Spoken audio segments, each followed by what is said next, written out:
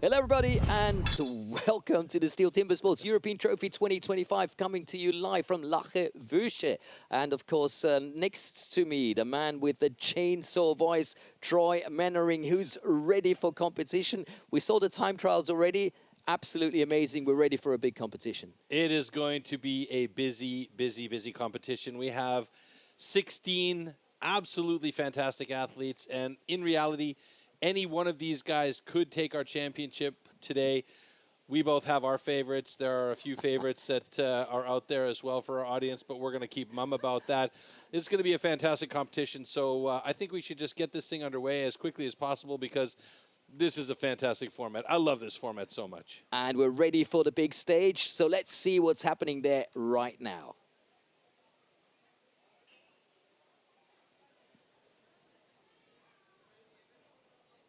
Hello everybody from all over the world! And welcome to the European Trophy 2025. We are very excited to be here in the Netherlands in the Lage Vuursche, and we hope you are too! All right, let's move on to the introduction of the officials of today.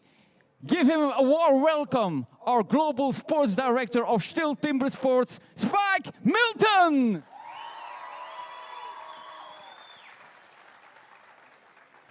Let's move on to our two judges, Bart Jansen and Andrew Hall!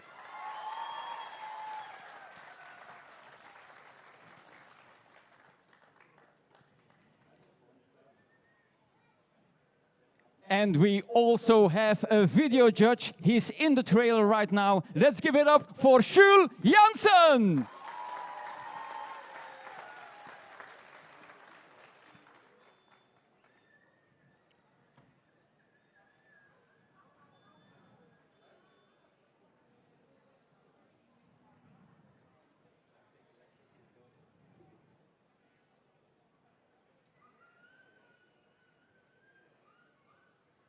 And now, the heroes of today. Let's bring the athletes on stage. Here is Armin Kugler from Austria.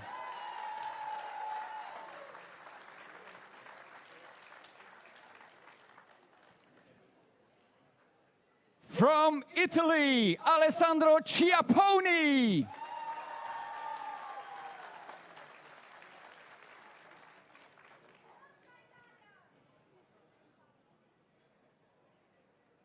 From Great Britain, Graham Turner.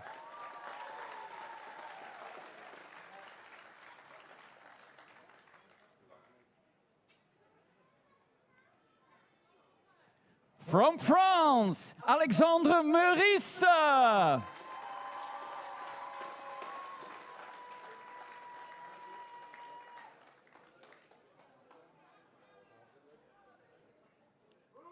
From Belgium, Camille van Raemdonck.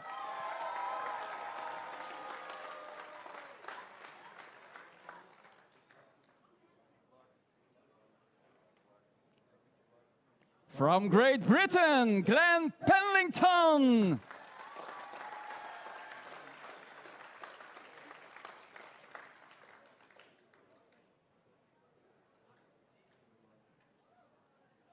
From Italy, Andrea Rossi.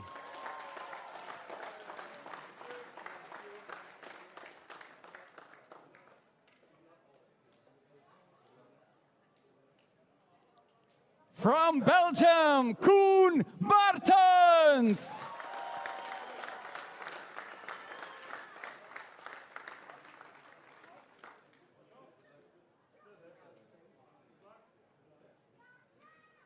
From Germany, Danny Martin.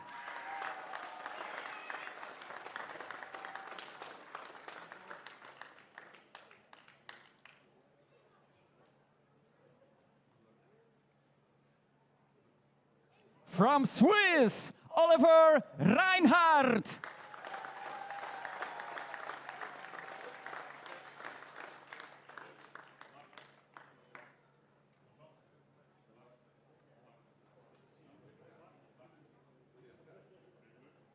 From the Czech Republic, Matthias Klima.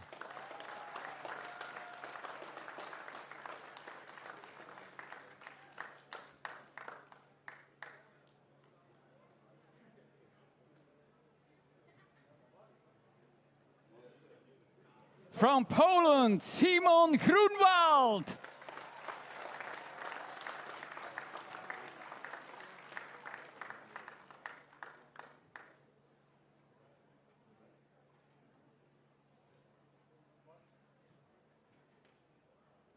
From the Netherlands, Reinhardt Knol.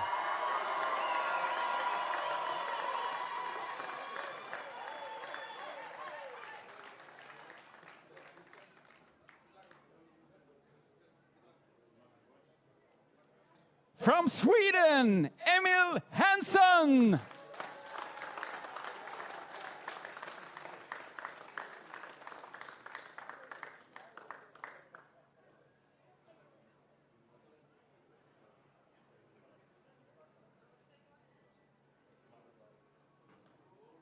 Also from Sweden, Ferry Svan.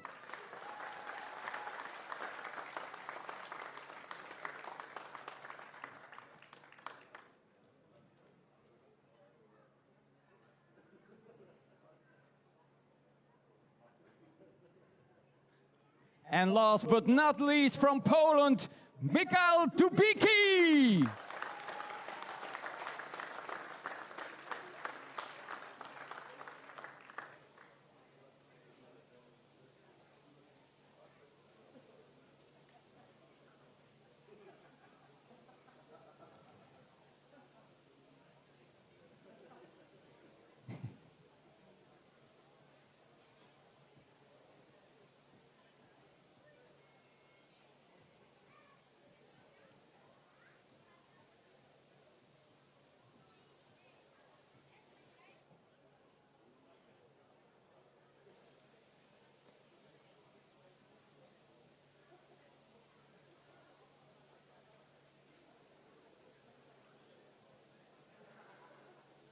What a picture. Europe's 16 finest athletes competing for that prestigious crown. That's going to be a really, really good competition today, Troy. Yeah, it's going to be an absolutely fantastic competition. We've already gone through the time trials earlier. The order that the athletes were brought up was the order of the time trials from slowest to fastest. So Dubitzky was the fastest and last year's champion as well. So he's here to defend that title again.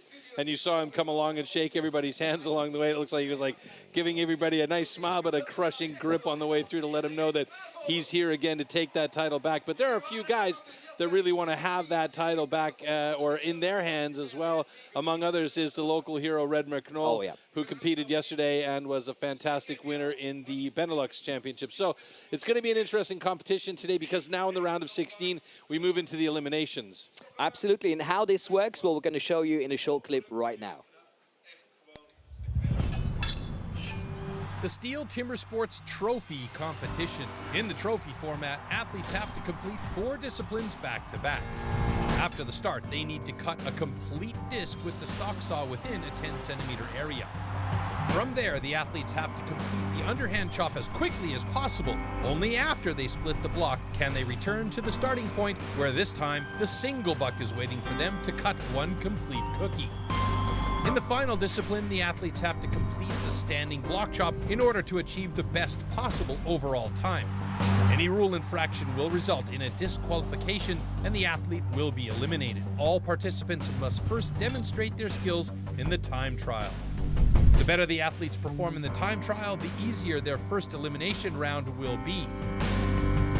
The 4 fastest go straight through to the quarterfinals, while the 5th to 12th placed athletes battle it out in the last chance round in knockout duels for the remaining quarterfinal spots.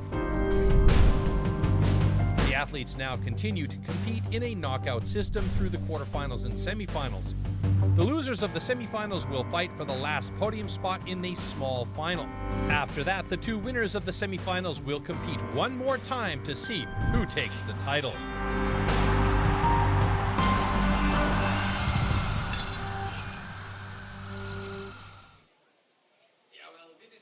So we started off with 20 athletes, 16 remaining. That means we're in the round of 16, followed by the quarterfinals, semifinals, and so on. These are the results, Troy, of the time trial. As you mentioned before, Dubitzky was the best. He, of course, is the reigning champion. And in second place, just like in the last European trophy, Ferry Svan. So this might be something that we've seen before. What do you think? Yeah, it's very possible. You know, we've often seen these guys on a collision course with each other. Mikael Dubitzky, a very, very strong. Ferry Svan, he's been kind of up and down with the trophy format the last few years. But Emil Hansen and Knol are right there. And as I mentioned earlier, Knol is one of those guys that's on an upward trajectory in the world of timber sports, and he's definitely hoping that on home soil he can do some damage here today in this trophy format. So, and he cut a world record yesterday. He had a national record in the time trial, so this guy really is on fire. Let's not forget about Simon Grunwald. Oh yeah, one of the biggest talents we've seen in the last few years. He could be like one of those guys to turn everything around again.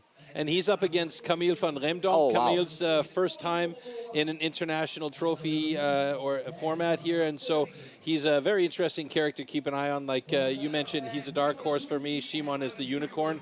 But let's get into it with heat number 1 here, and Mikael Dubitzky against Armin Kugler. And remember, folks, we are now into the knockout format, so loser goes. Yes, we don't care about the times. We just want to see who finishes first.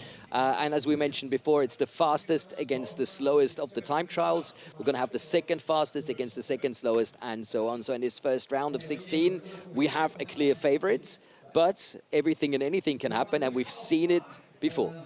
Yeah, so many times. I mean, you know, in years past, we've had guys that were touted to be the strongest competitors in the field get eliminated because of injury, because of a DQ, because of any number of minor mistakes that happened during the heat, and guys that were unexpected to get into the next round did make it. So it really is a format that allows for all sorts of craziness, and that's why I love it. You know, anything can really happen here on that stage between these two guys, and when it comes right down to it, it's also about who has the mental acuity and stability to really be able to push through, knowing that it could come down to a couple of chops of the wood. Very true. And Armin Kugler's been here for many, many years. He's somebody you don't want to go up against, even if he has a time that you think you should easily beat. Yeah, he's a 10-time national champion back in Austria, and this is his 8th trophy. Wow. And I believe he's always made it to the last 16, so a force to be reckoned with. 3, 2, 1, go! Great start by Mikael Dubitzky. He got on that saw right quick. And Armin Kugler going for a thin-to-win cookie there, but he left himself a little bit behind for that single buck as it comes later on. Now moving on to the underhand chop, and you can see the power and the speed of Dubitzky from Poland as he gets into that first side, and he'll be shifting over right now quickly to that second side, and he should be through and over to single buck pretty fast as he's been working that block nicely. Armin Kugler on that second side as well, not too far behind, I don't think. I think maybe 5 or 6 drivers away from getting through there. Oh, wait, I miscalculated on that one. It was only 2 drivers, and Armin Kugler is an excellent single sawyer, so he may well have a chance to catch up here. Oh, but look at Dubitzky go. Dubitzky's so fast. Is anybody going to be able to take him down? It is insane how quick he is. And that is a clear message to the rest of the field. Round of 16, here I am. I'm the man to beat. Just passing the minute mark there, and Dubitzky's done it in 1:02.55, but thereby eliminating Armin Kugler. Now, Armin's going to keep fighting through this. He wants to make sure he gets himself a time in the books because these guys still get points based on times. It's really important for them to log in some solid times because, remember, the top 10 athletes from this event here will be able to compete at the World Trophy. Absolutely right, and that's where everybody wants to be, of course. Best time of the day by Dubitzky, even faster than in the time trial. 1:02.43. I think our fastest time in the time trial was his time of 1:04.86. So, yeah, he's picking up the pace. Interesting. Okay, and the winner is Mikael Dubitzky. Also nice to see that they have more than one axe with them for this competition, even though they don't have a lot of time and follow through all 4 different disciplines. They might change an axe. We've seen that happening. It has happened, and we actually watched these guys in the background before when they were testing their axes. you know, seeing which ones cut the wood better and what wood was exploding out by what axe head. So it's really interesting. But if we look back here, that was a really nice cut by both of these guys. But right there you could see Dubitzky just getting into that wood so quickly. And the pace at which he hits, he's like really, really fast with his hits. It's insane how quick he is. He gets through there. Now, Armin Kugler was really not that far behind. It was 1 or 2 drivers, and he gets through there, and he heads over straight away to the single saw. And I mentioned Armin's quick with the single saw, but I have never seen Dubitzky cut a single saw that fast. And I would have to say that is a very, very quick single saw alone might have been close to a record cut. And let's not forget, he knew he was in the lead, so you could think that he still has a bit of reserve that he's saving for the quarterfinal, for the semifinals, wherever it takes him. Yeah, and I've spoken to a couple of the guys in past as well, and they say if they know they've got a solid lead on somebody else and they're not really worried about the next discipline, the next 2 disciplines like the single saw to the standing block chop, then they'll settle down. They'll save a little bit of that energy for the next heats coming up, because it is a long day when you think about it. You know, from the time trial, then the round of 16, quarterfinal, semifinal, finals. That's 5 heats of non-stop action that you have to be ready to go for. So, I mean, these guys have to be fit. They have to have that power, the accuracy, and they have to have the drive to keep going. I talked to Olli Reinhardt, and you can watch this actually on Instagram if you're interested, by the way. And he told me, you know, 4th round, this is where it starts getting ugly. You feel like you have a lot of power in yourself. 2nd round, 3rd round, 4th round, he couldn't feel his arms. His muscles were just sour, and he had to more or less stop the competition because there was nothing left. Yeah. Unbelievable. Yeah. It's like getting climber's lock, you know, when you're gripping those holds all the time. Oh, wow. This for me is like the heat I would not be able to make any predictions. Yeah, it's a tough call. Both these guys were really evenly matched up, and they went against each other in the time trials, and now they're up against each other here in this round of 16. Danny Martin is a highly motivated athlete. He wants to be the guy for Germany, not only in the trophy format, but also in the individual format with the 6 individual disciplines. Koen Martens, I mean, he's been around forever, it feels like. He is absolutely the granddaddy caddy of the sport. He knows all of the guys. He's seen all of the action. He knows when it's time to turn it on and when it's time to mellow it out a little bit. And one of the nicest guys. One of the nicest guys you really as have well. to say. Absolutely. I agree with you 100% there. 11 billion%, I would say. But, you know, he has such a history here that he can win just based on his experience alone. And I mean, I look at a guy, he's an athlete. I mean, he is still really, really well in shape, and he's proven it. You know, yesterday he claimed a silver medal here at the Benelux Championship. So just like Redmer, he is on fire, and he wants this. And he only lost to Danny in the time trial by a margin. Yeah, it wasn't even that much. And the other thing, too, is that normally we see Koen training from January on. He only was able to start training in May of this year because of a capsule syndrome that he had in his arm that needed to be operated on. So it's kudos to him for being here. Timber. 3, 2, 1, go! So Danny Martin is always super, super comfortable with a saw in hand. And you can see there he had a really good cut. Oh, look at Koen. He got away from that saw a little bit slower than Koen Martens did. Koen Martens is about a half stroke, maybe a full stroke ahead of Danny Martin as they got into the underhand chop here. But Danny Martin's got power. Yes, accuracy isn't really 100%, but he switched over to the other side now, about 2 strokes behind Koen Martens. And Koen Martens looking very good here. And Danny Martin might be close to getting through that block. Is it going to be ahead of Koen Martens? Yeah, it's dead even between the 2 of them as they head towards the single saw now. A little bit of pressure here for Koen Martens because he's very, very good at the single saw. Oh, but look at Danny has go. been showing his worth in this discipline as well. And it looks like Danny Martin's going to be the faster of the day here. Impressive. That was impressive. Yeah, it was really, really nice cut from Danny Martin as he goes to the standing block chop. And watch Koen Martens, though. He is the come-from-behind king. But Danny Martin, he backs up his team in the standing block chop, and it's Koen Martens moving to the second side ahead of Danny Martin. This may well be the closest seat of the day so far. Oh my word, oh my word, everything and anything possible. Is Danny Martin going to get eliminated once again? No, he's not. Danny Martin makes it through with 1:11.21, eliminating Koen Martens, and we were both tossing the dice up in the air here. It could have been anybody's battle on that one, but this day went to Danny Martin from Germany. Also an improvement to his time trial from Danny Martin. Wow.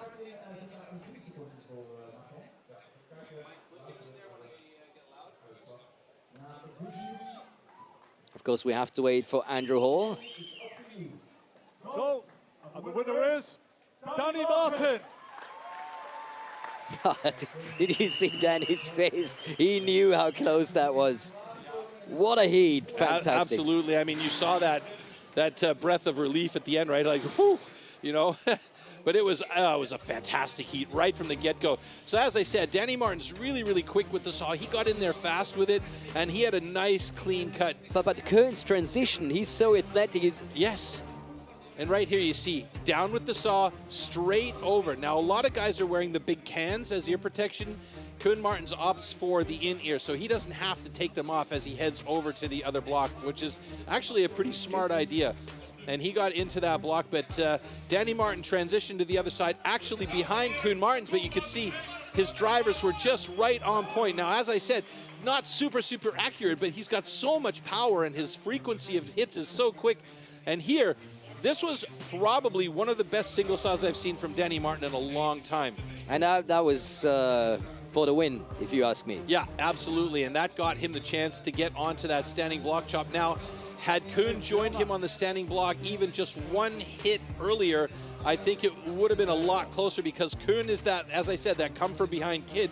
And so he really does do a good job on the standing, but today it just wasn't Koen Martin's day.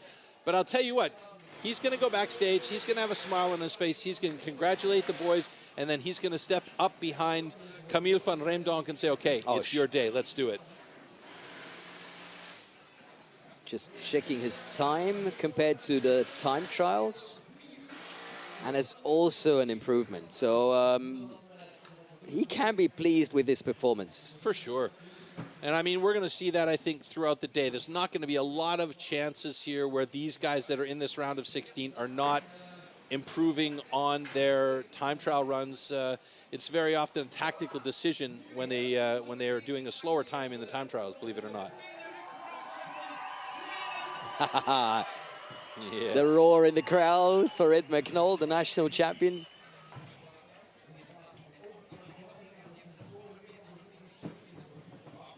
I always feel like the quarterfinal is the strongest heat of the athletes because there's still so much power within.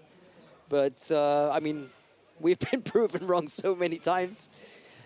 And also, this is not going to be a walk in the park for Edmund Knol against Alex Meurisse. No. Even though he definitely is the favorite. But we've seen Alex perform, what was it, 2 or 3 weeks ago at the French National Championships. And he surprised us in almost every discipline. This guy is somebody who keeps improving and improving. Very impressive. He's a very cerebral athlete when it comes to this. And I mean, you and I both sat there and talked to him. And you know, I said, you have to be a bit tactical. And he says...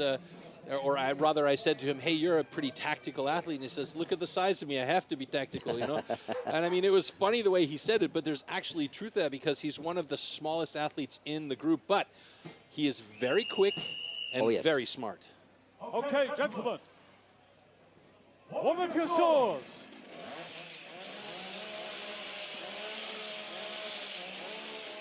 Now, tail of the tape definitely gives the advantage to Redmer here.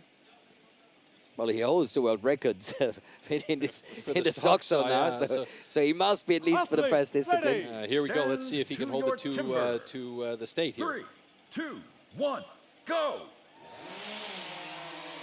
Nice even start by both of them. Redmer looking like he's got a really good cut there. Clean through, takes his time getting that's out what he to the said front. about Alex. Yeah, Alex Meurisse quick on that underhand chop up front, and he makes his own axes and actually distributes and sells them to the other athletes as well.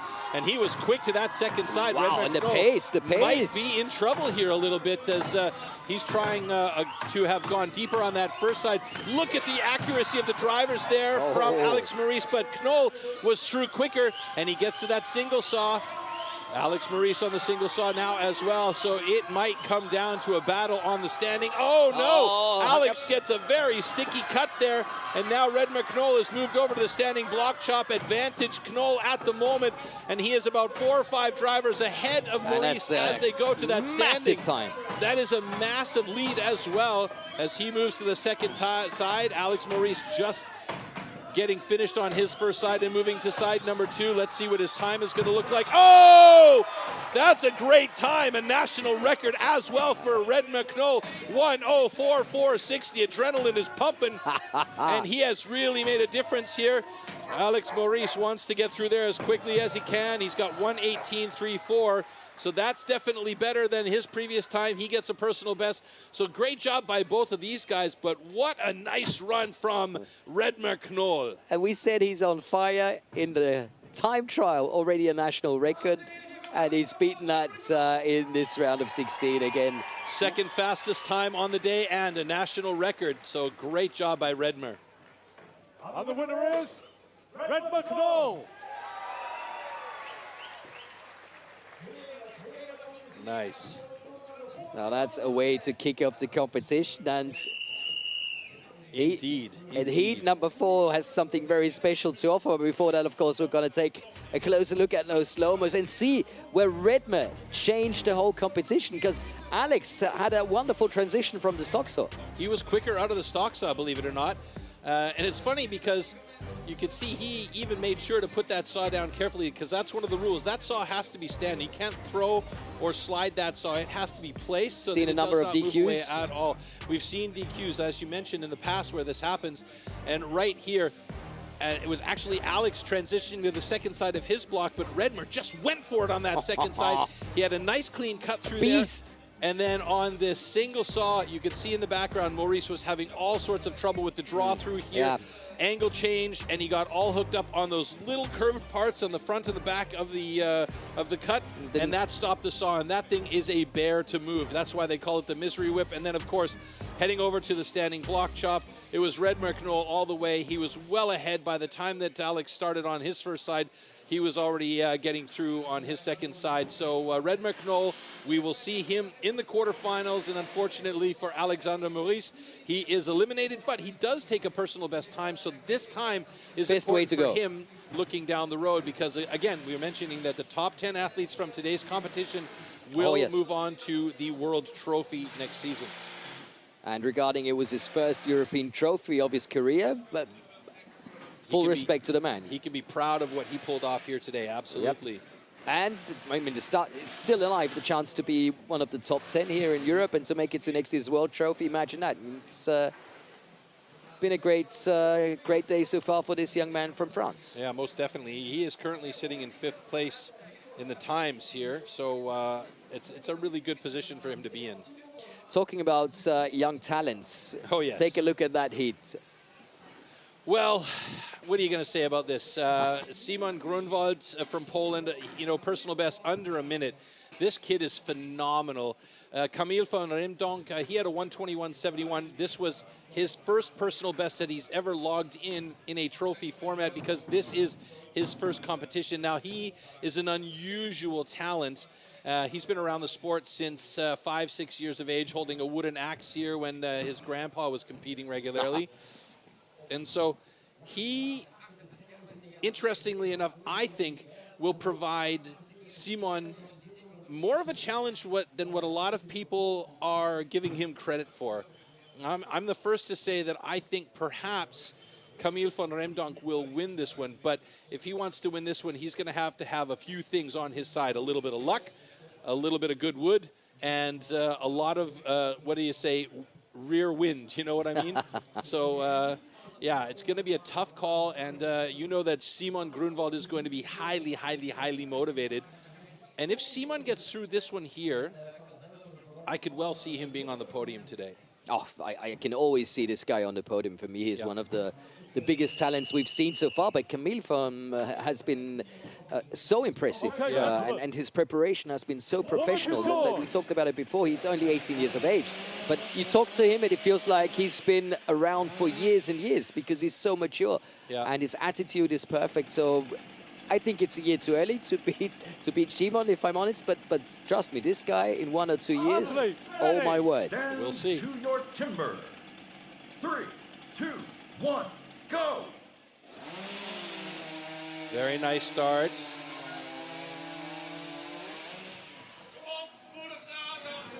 Oh, so this is where Simon has the advantage. He has the experience of knowing what to do with the ear protection and the glasses. The pace of these guys. Both of them hammering away at that block. Simon Grunwald onto that second side, about 2 drivers ahead of Camille van Raemdonck, but Camille is not letting him get away from him very fast.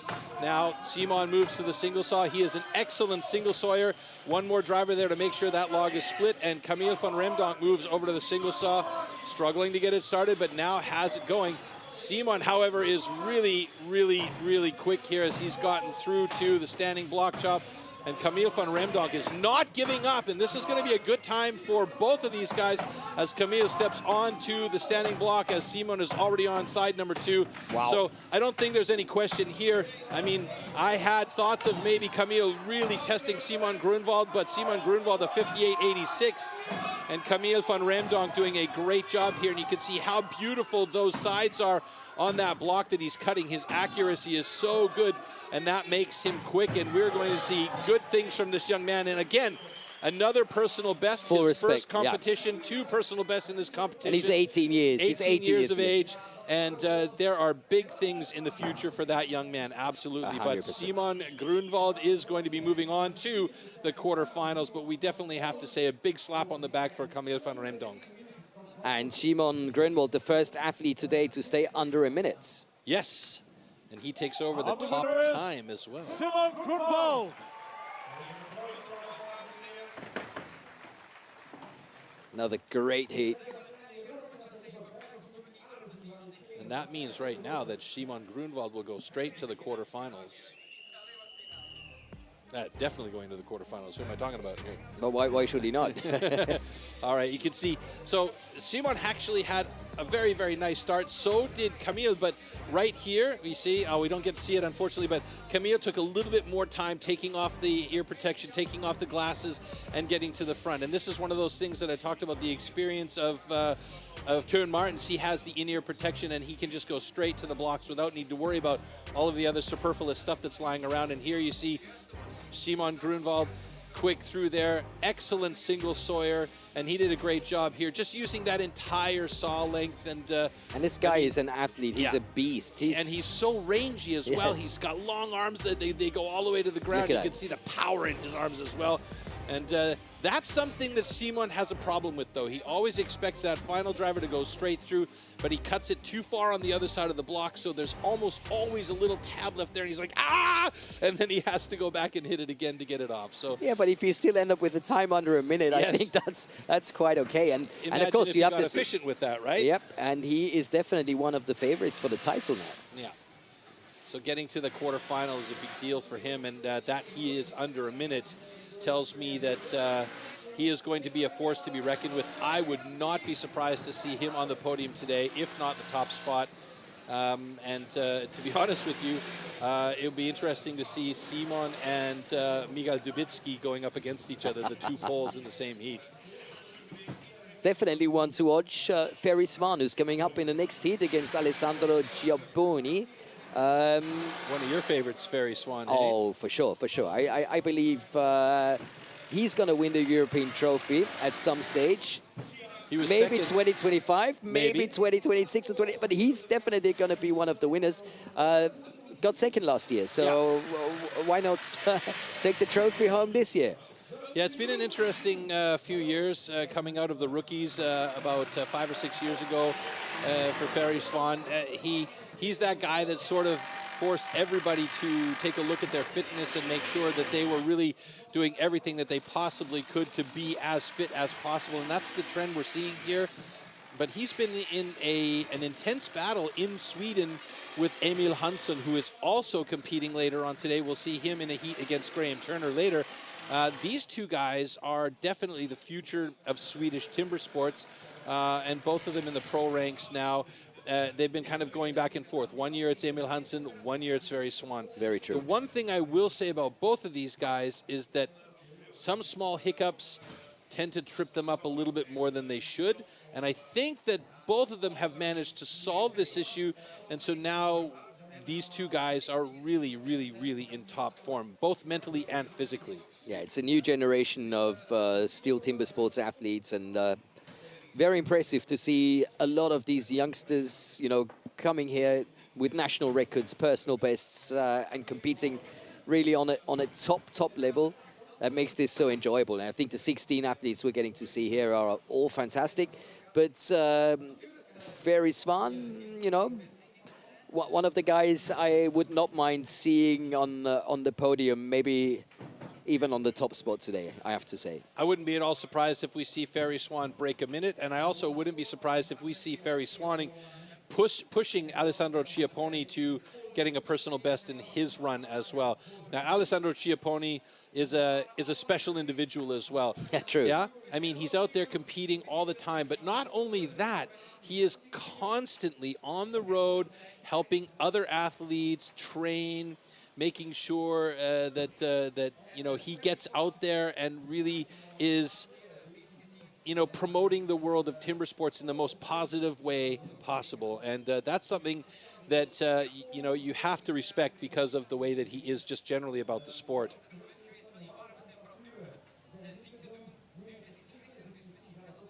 Travels with Marta Poletti as well, who was our women's champion from the Benelux International Women's Cup. And I believe their training regime together has really improved both of their timber sports games. So, you know, this is a great thing to see. Woman pursues.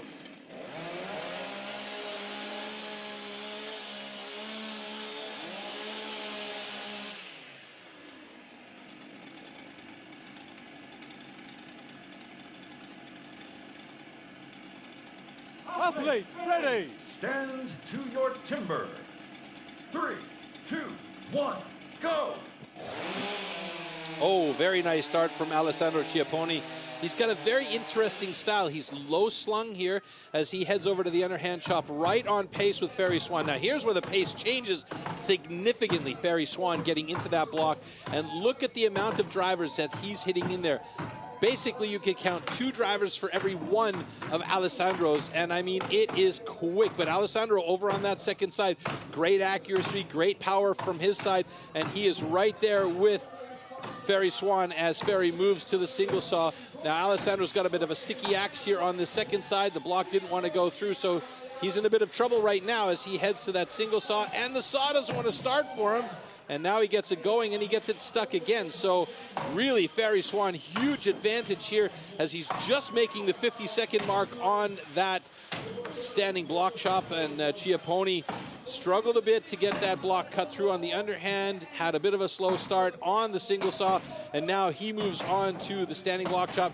I thought maybe we'd see a faster than a minute time here from Sverre Svan, but it doesn't happen for him. And one more driver will drop the block at 1:11.70. Ciaponi on his second side now looking for a good time as fast as possible. Oh yeah, and that one wiggly block there, a personal best for him, 1:25.37. Oh, wow. So nice to see the personal best drop always, but that time puts him right now near the bottom of the list at 10th place. But he is at the moment among the top 10 to go on to the World Trophy. So there are a few guys still to come, but yeah, Sverre Svan looking good today, and currently he is sitting in 5th place. That, of course, always is only in the ranking for the World Trophy. For the timing, correct.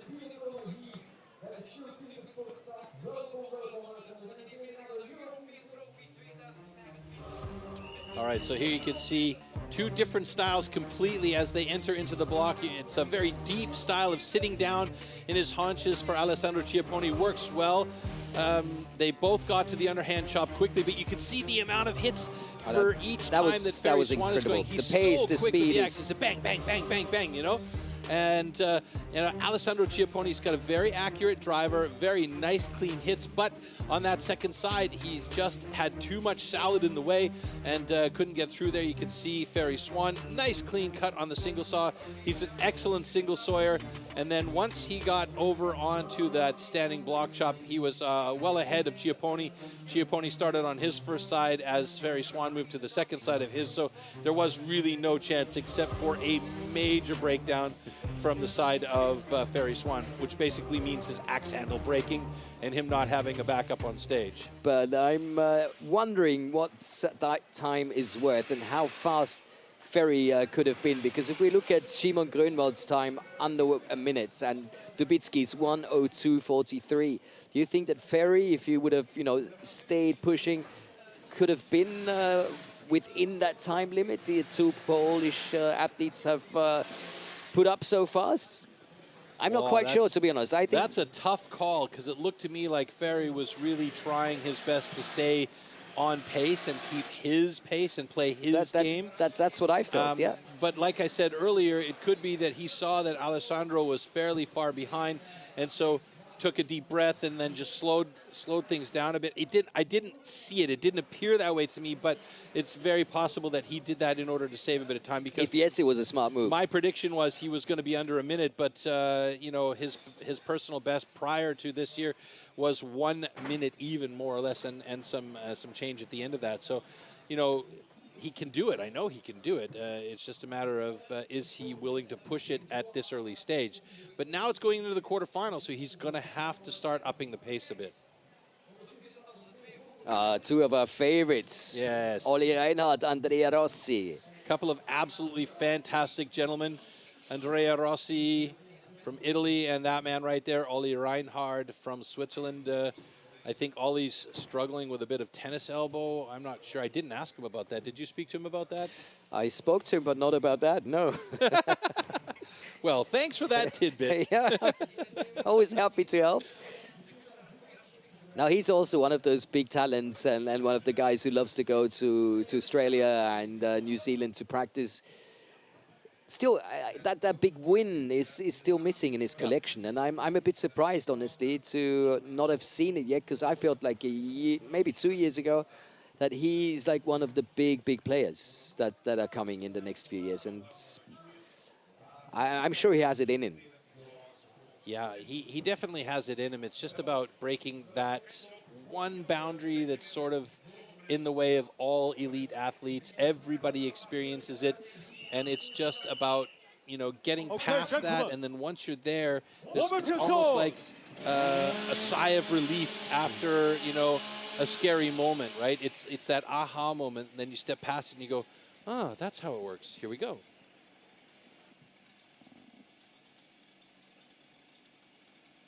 Athletes, ready! Stand to your timber. 3, 2, 1, go! Great start by Olli and Andrea Rossi. Andrea Rossi, nice clean cut there as he'll step over and look at get Rossi. onto that underhand chop quickly. Now, Olli Reinhardt has been training down under with our Australian friends, and you can see that influence on the way that he chops the underhand, going for quick, very, very speedy drivers, not really worrying about the accuracy all that much. Andrea Rossi on his second side, but you can see Andrea has a lot of accuracy, and his chips are flying out like crazy, and it's going to be Olli Reinhardt getting through that block before Andrea Rossi does. Andrea Rossi's got a sticky part on his second side. He's got to hit it one more time to make sure he's through, otherwise that could become a DQ for him, and those extra 3-4 hits really cost him time because he stepped down as well. And we already see that Olli Reinhardt is on that standing block chop as Andrea Rossi, who's got a great single saw. I mean, his cut was fast, but he is just too far behind right now as he heads over to the standing block chop, and Olli is on his second side here, and I expect 2 or 3 more drivers for Olli should probably do it. There it is. 1:12.65, so not too bad. Not too bad as far as the times are concerned. Olli Reinhardt currently sitting in 6th place. Andrea Rossi trying to get himself a decent time here, and he drops it at 1:27.24.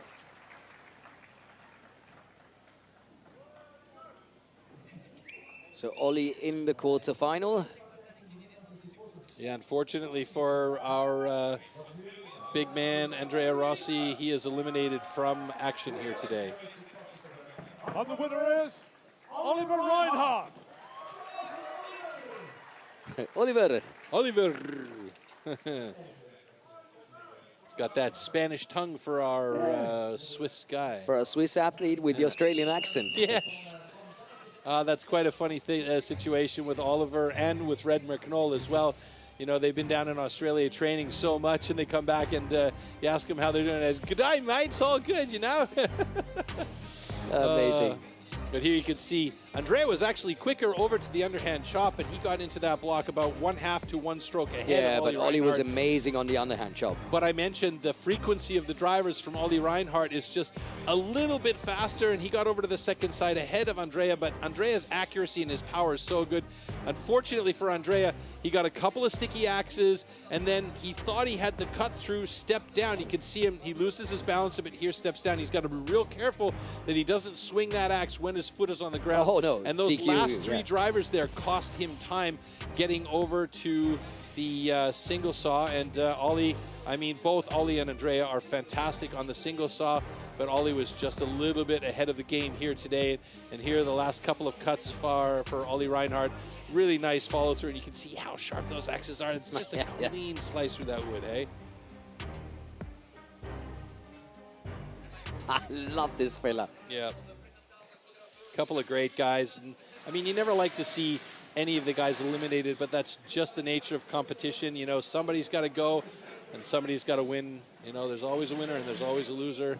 I actually like that. Yeah, I mean, hello, that's life. Welcome to it. Yeah. If you don't like it, get a helmet. Yep. Yeah. So heat number 7 coming up. Emil Hansen and Graham Turner. What about that one? You have a favorite? You got to go with Emil Hansen as the favorite in that. Officially favorite, yeah, Emil Hansen. Personal favorite, Graham Turner. Mostly because he gave me a cigar one time. No, I just think Graham is another one of those guys that has unlimited potential that just hasn't really been tapped 100% yet. You know, you can see the time difference between these two guys. So like I said, tail of the tape, official favorite here is Emil Hansen. But there's that little shield that's waiting for Graham to break through.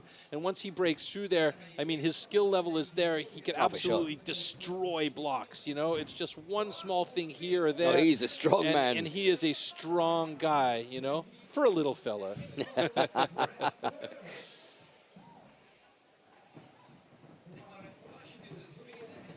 And we've talked about it many times, but Emil Hansen seems to be one of these athletes that were made for this competition. Yeah, he's so fast, he's so flexible, and he has the pedigree of his dad, right? Hans-Ove Hansen is a legend in the sport, and you know, what better way to learn the sport, especially from one of the best single sawyers in the world and the guy who trains all the rookies at the Rookie Academy how to cut accurately with a stock saw. So, I mean, if you're going to learn from the best at 2 disciplines, that's the guy, right? And then, of course, you know, having to train with other guys like Ferry Svan. Not in bad idea either. Yeah, or Ponte Schier, or any of these fellas that are up there in Sweden. Learning how to cut with an axe, you just have that perfect storm. The only thing is Emil needs to be able to, or must be able to, collaborate all this together and make sure that it comes at the right time.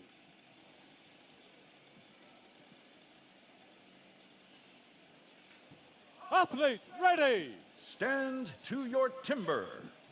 3, 2, 1, go. There you can see the skill level of Emil Hansen with that saw in hand as he gets a very clean cut. Pretty even over to the underhand chop as he and Graham both get into it about the same time. Half driver behind is Graham. Turner as he gets into that block, and both of them cutting at pace here. Graham with power, Emil Hansen onto the second side already and working to get through there. Graham Turner moves over to his second side now, and it won't be long before Emil Hansen gets through that block, but Graham Turner doing a great job to chip that thing out in a big way. A bit of a sticky axe there, and Emil Hansen gets through. It would be 1 or 2 more for Graham Turner here as he gets started on the single saw. Emil Hansen does, and here comes Graham Turner onto the single saw for his chance at a go. Emil Hansen drops the disc and moves over to the standing block chop. Graham Turner still working about the halfway point of that single saw. Emil Hansen on that standing has a huge advantage now as he moves over to side number 2. And this should go to Emil Hansen, assuming that everything goes well the rest of the way for him. Graham Turner on his block now, and Emil Hansen drops it with 1:07.18. Graham Turner may well have a fast time here today as he slips over to the second side now and starts working on number 2. One more should do it. That thing's wiggling and waggling. There it goes. Personal best, 1:24.61, as I called it. Great job by Graham Turner. And like I said, there's just one veil that's in the way, one veil that's blocking him from making that next stride and really taking you know, a step to the next level for these guys, because he absolutely is a quality athlete. There's no doubt about it. You know. And the winner is Emil Hansen. And again, if I had that secret formula and I'd said, Graham, do this, then I would be a rich man, right? But, you know, it's for these athletes to find for themselves. So a lot of the time they need to have that aha moment. It's just like when you're trying to learn something like, you know, skating or biking or something like that, and you have that, oh, that's how it works. Okay, here I go. And you can see here, both of them left that stock saw right at the same time. Really, really nicely done by both of them. It was Emil Hansen over to the second side a bit quicker, and you can see he was really, really nice and quick. So if you look at the sides of the walls, there's no steps at all. It's very, very smooth. Yeah, and Graham going for those power hits. And then on that single saw, I mean, if you've got a dad who's Hanse Ove Hansen, who is an absolute master at the single saw, you're not going to be good at it, right? If you aren't, you're getting disowned. And you can see there, Emil didn't need to do that one extra hit. He saw that thing wiggle and then drop down. Au revoir, goodbye. That's all she wrote, and one final driver there from Graham Turner as he just holds that piece of the block attached to his axe on the bottom like it's nothing. Yeah, that's the power that guy has.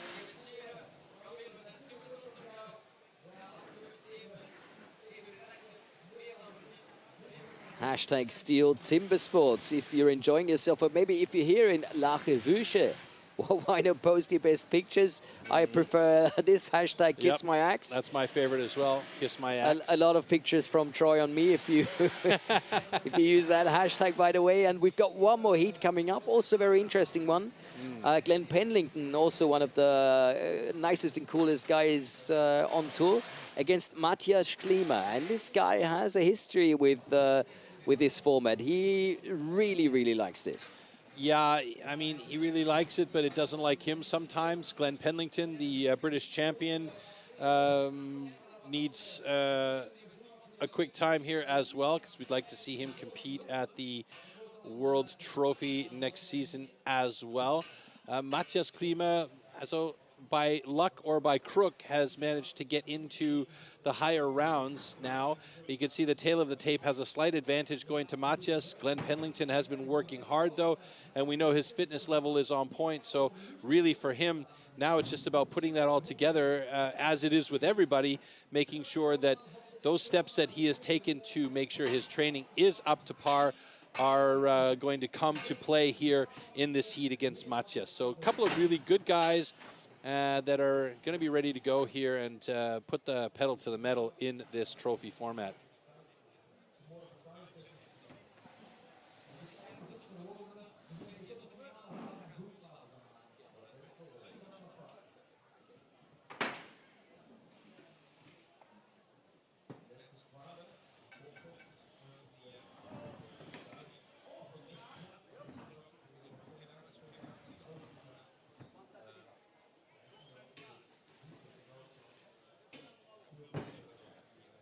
So last placement of those single saws in position.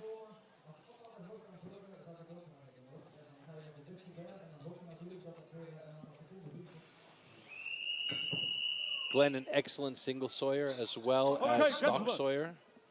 Warm up your saws.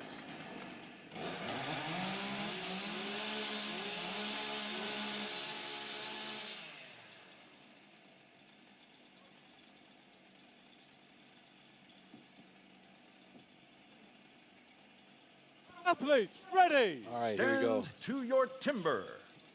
3, 2, 1, go. Very nice start. Both of the guys going for a slightly thicker cookie off the hop there. Both of them moving over to the underhand chop and getting started right away.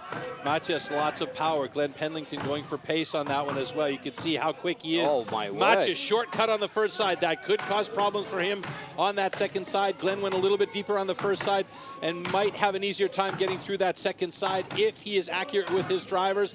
Matjes Klima left a lot more material on that front side as Glenn Penlington is through at almost the same time as Matjes my Klima. word. They head over to the single saw, so it could come down to the single saw. Penlington is a fantastic single sawyer. Matjes Klima has obviously been working at this discipline because he is looking very, very, very good.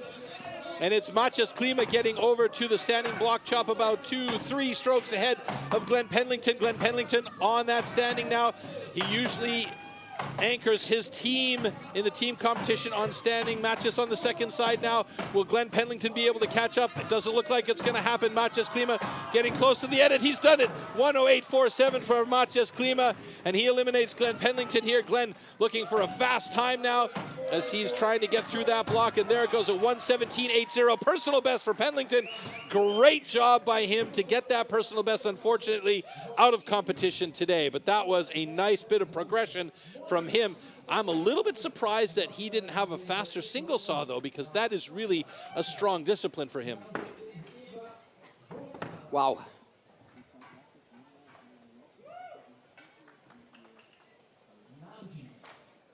And the winner is Matjes Klima. But both of them fully out of breath.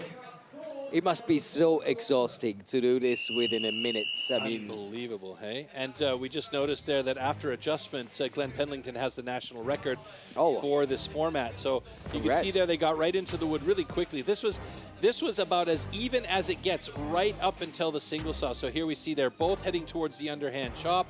They're nearly identical in their drive in and the entrance into that underhand chop. Glenn picked up the pace a little bit. Matjes was a shortcut on this first side, which is surprising for me. I thought he'd go a bit deeper. It was only 5 or 6 drivers on that first side, but he did manage to use that maybe power he wanted to put advantage. that pressure on Glenn, you know, that I'm already on the reverse side. And yeah, maybe it could be, but then you could see both of them get to the single saw. Now there, Glenn was a little bit slower. It almost looked like he had some stickiness to the saw, and the advantage definitely went to Matjes, who was quicker, had a very nice single saw there, and then we see that final driver from Matjes, and Glenn working on his block on the other side was just a little bit too far behind after the single saw to catch up with Matjes.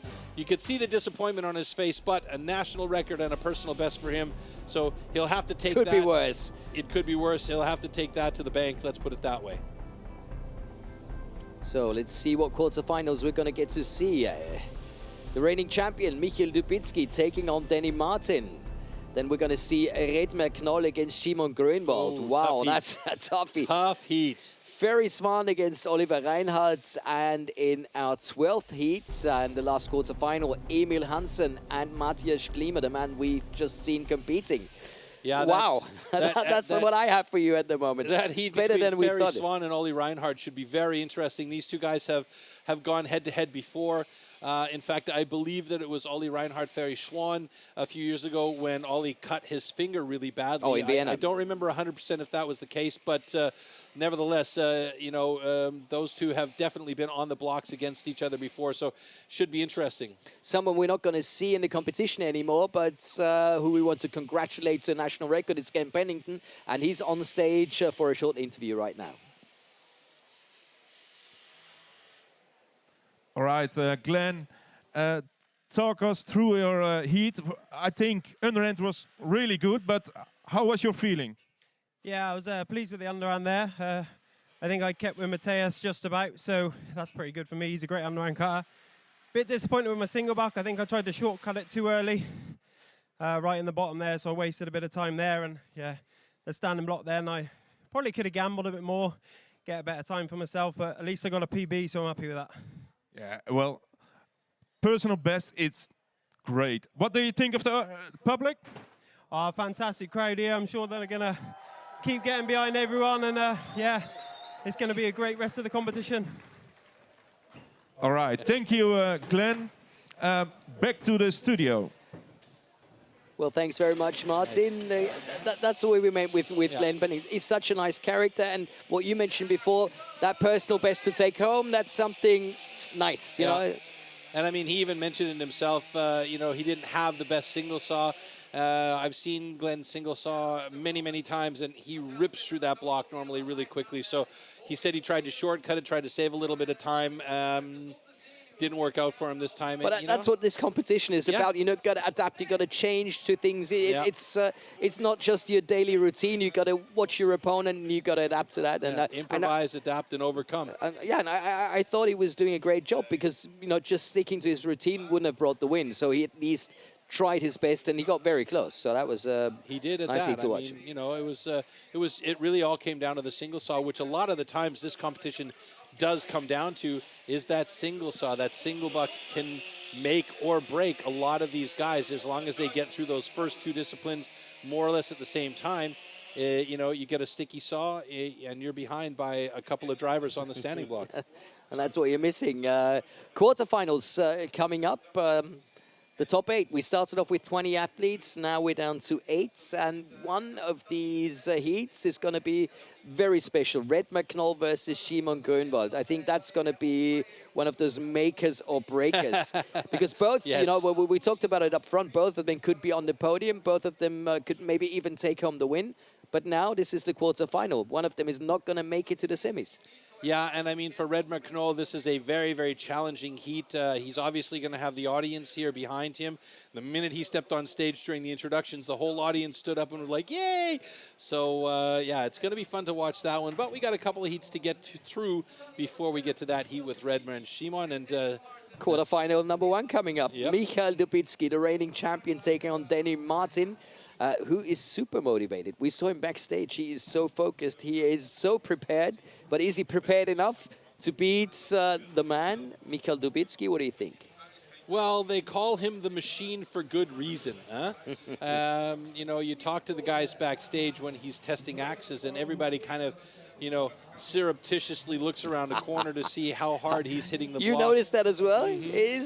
That's exactly what I thought. It was so fun to see. Yeah.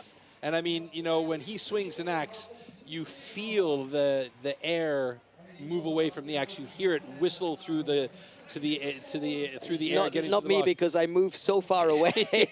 Because I'm a bit scared of what's happening when he. If you're a dummy like me standing right next to him and listening to that, you know, you can really hear it. It goes, you know, and then it impacts that block, and the whole block shudders, and everybody around it's going, okay, interesting, you know, and then all the guys are like, what axe am I going to use now? Okay, gentlemen, warm up your swords.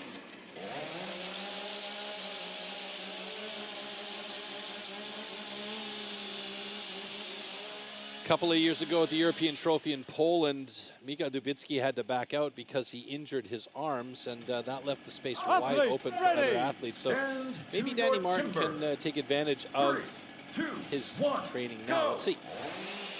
Oh, wow. Really nice start by Danny Martin. He's so solid with the power saw, and he gets onto that block right away. Now watch the underhand chop from Dubitzky. He's so quick with the axe. He doesn't even bother with aiming. He's just all about power and speed. And you can see a dark spot in the middle of that block as it's Danny Martin over to the second side ahead of Dubitzky. Oh, but my word. Do we have a competition first? On our hands now? Look at that. Indeed. And it's both of them ending that underhand chop and heading to the single saw. Very on point with each other. Danny Martin. Look at the cut from Danny Martin. And Dubitzky's looking worried. He is panic cutting right now, but he is fast through there, and he gets over to the standing block chop. Danny Martin right there with him. Look at the times. And the times are very fast, unbelievably quick. In fact, you are right, Floaty. Danny Martin on that first side. Dubitzky moving to the other side. Danny Martin on the second side at the same time. Oh my goodness, how close is this? Is it going to be Dubitzky or is it going to be Martin? It's going to be Dubitzky in 1:01.27. Danny Martin, oh my goodness, left a little too much on that first side and is trying to get through there. He's got 1:08.94 and he's like, no! But what a competitor. I mean, he was really giving Dubitzky a race, Danny Martin. Yeah. I'll tell you what, though. I'll tell you what. He's going to look at this film and go, I can keep up with Dubitzky. He knows it. And he should. He's right there. Yeah. He is right there. Small things, small details making the big difference. But that was a heat. I really enjoyed that. That was an exciting heat. That was...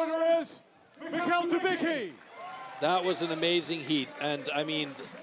Danny Martin gave Dubitzky every ounce. He made Dubitzky work for that win. There was no way Danny Martin was going to get off that stage without giving a couple of sweat beads on Dubitzky's forehead and making him think about who else is on stage with him. Watch this. Danny Martin, always super solid with the stock saw in hand. The power saws are his thing, right? The one but he's improved in all the other disciplines as well. We saw it at the Dach semifinals. Yes. This guy is on fire. He is really, really working on himself. And I mean, that is sensational improvement. Absolutely. There's no doubt about it. And you can see Dubitzky we always knew he was quick with the axe. But right there, Danny Martin is right with him. He stuck with him.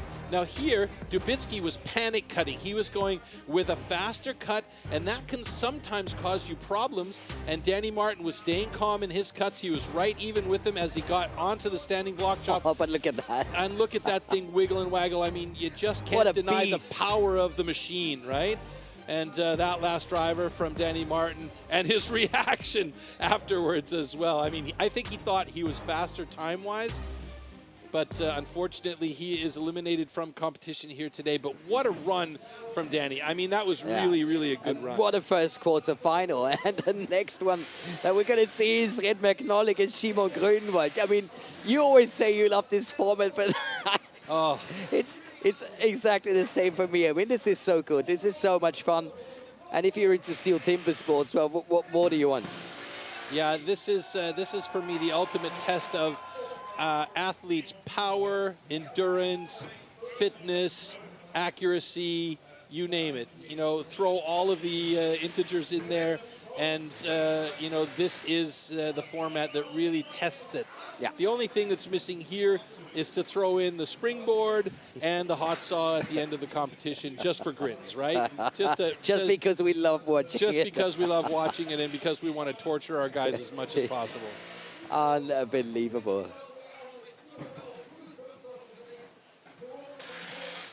Crowd having a great time here. And I mean, they should. Our athletes just killing it so far. Yeah, they are putting on a show. There's no doubt about it. Raemdonck, Knol, Simon Grunwald. So let's put it this way. If Redmer wins this one, then he's going to go up against Dubitzky. And if Simon wins it, it's going to be a Polish semifinal. Should be. Yep. Should be. And if I'm honest, I feel that Simon has so much power within this young athletic body. Yep. Also performing best so far with being the only athlete under a minute. You would have to say, even though he's only 20, he is the favorite. Yeah, the question is, has he emptied his fitness wallet too early? You know what I mean? You know, is his inexperience going to cause him a problem? Is the experience of Raemdonck Knol and the calmness that comes with that experience going to be an advantage for him? I would even go as far as say as the coolness. The coolness, I mean, Raemdonck, he's one of the coolest dudes you can find. Red is red and stays red, as they say, right? So, you know, this is the thing. Simon is excellent. There's no doubt about it, you know? The question is, has his experience come along enough so that he can settle into this heat and do what he needs to do and get it done quickly? Or does he have a panic in there somewhere and lose his composure? You want to know what I think? Sure.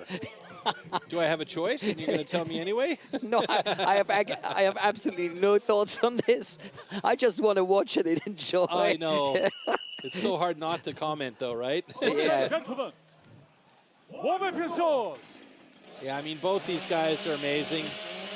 Szymon, like we've been talking about for so long now, is an exceptional talent. And Redmer has been on that upward trajectory the last 2-3 years, so it's really tough to call. Athletes, ready. Stand to your timber. 3, 2, 1, go! Oh, Redmer quick on the saw. Great reaction from the crowd. That's a good cut for Redmer. Wow, Knol. wow. And he moves to the underhand chop. Both of them are going to be quick. That influence of being down under and chopping with the Aussies is going to help Redmer Knol a lot. He's onto that second side ahead of Szymon. Look at that. Szymon's so powerful, though. A couple of sticky axes, though. Is Redmer going to get through onto that single saw where he's so strong in advance? He's going to have the advantage over Szymon Grunwald as he heads toward the single saw, and the fans in the audience are already going bananas. Single saw is strong for Redmer Knol here. It's really good for but look at Szymon Grunwald as Redmer gets to the bottom of his cut. Now Redmer has got to be really, really solid on that standing block chop. It's my word. from behind now This is a close call. Szymon Grunwald as he is on right. Oh, look at the athletes Redmer go. That was goes to maybe the other early. side I of think the that was block. too early. Oh, my goodness. Did he go too early is the question. Szymon, all the power in the world coming through now. Is Redmer going to be able to do it? Panicking. One more driver. Whoa. He's Go! Oh, my goodness. Redmer Knol just a second behind Szymon Grunwald. Oh, there's got to be. They're gonna have to get a video check on that. By just a hair. Oh, my goodness. And look what a run. Look at these two athletes, both having a smile, both cheering each other, and they're not even sure who's won this, because I think we're going to have to take this on the video judge. This is going to come down to a photo finish, but I think it's going to go to Szymon Grunwald. Let's see. Oh, my God. My heart is pounding. Oh, holy smokes, folks. Ich weiß it nicht. So that's what they said on stage, and it's the same here. We have no idea. Okay, so we have a video check, so we have to go to our digital timing system. Oh my God. I told you, that was so close. Jules That was Janssen, close. the man in the... Both of these guys right now sweating bullets. Oh, my. Oy, oy, oy, oy, oy. Hey. Look at that. Jules Janssen here, our video judge.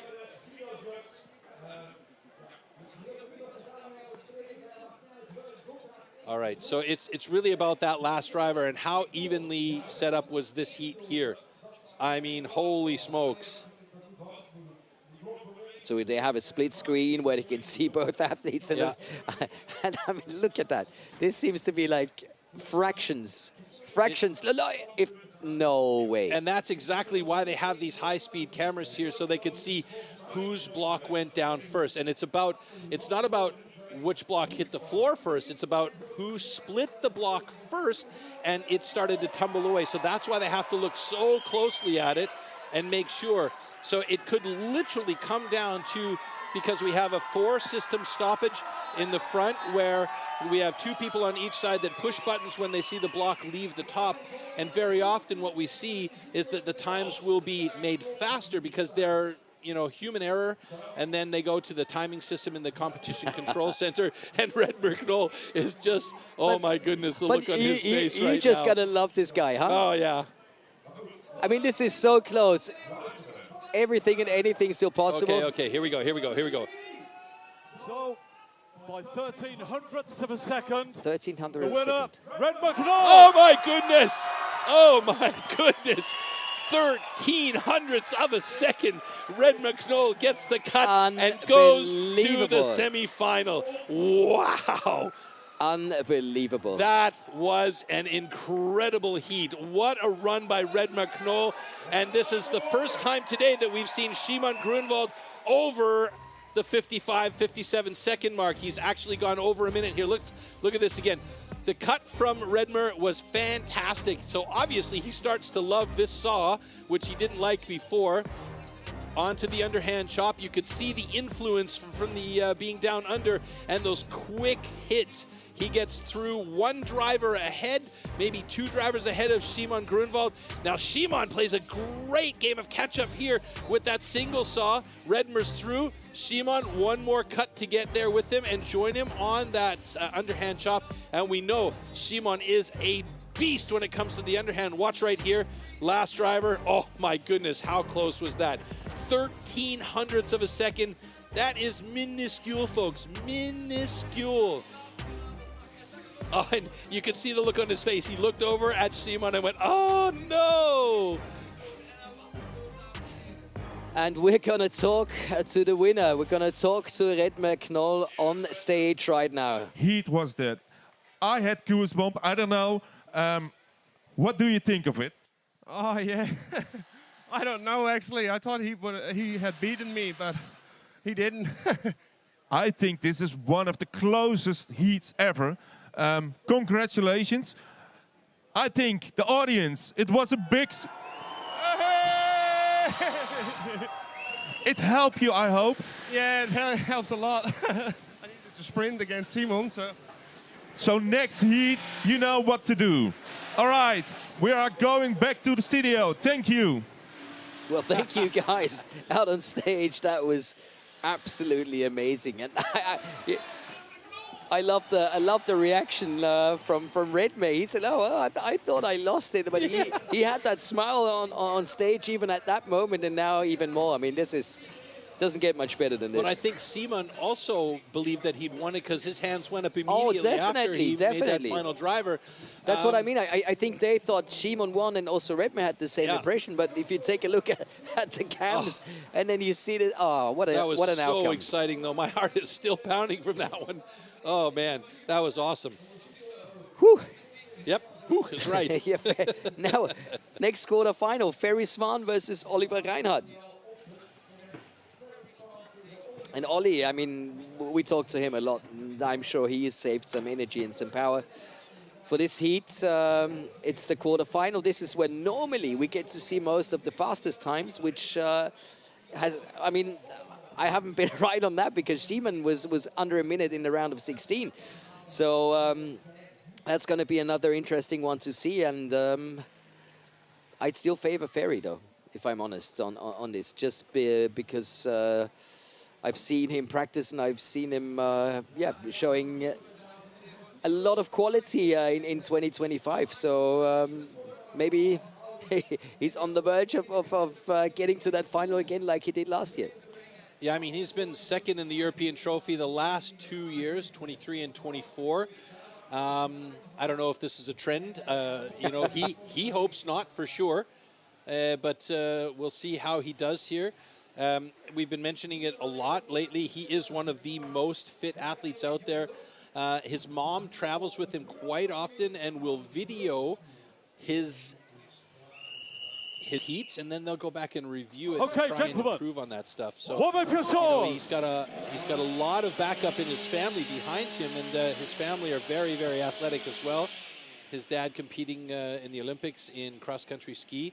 Ollie Reinhardt knows him well, and we'll see how this heat battles Athletes, ready! pans out. I'm still panting from the previous heat. Yeah, but I think there's going to be no tactics here. It's just going to go.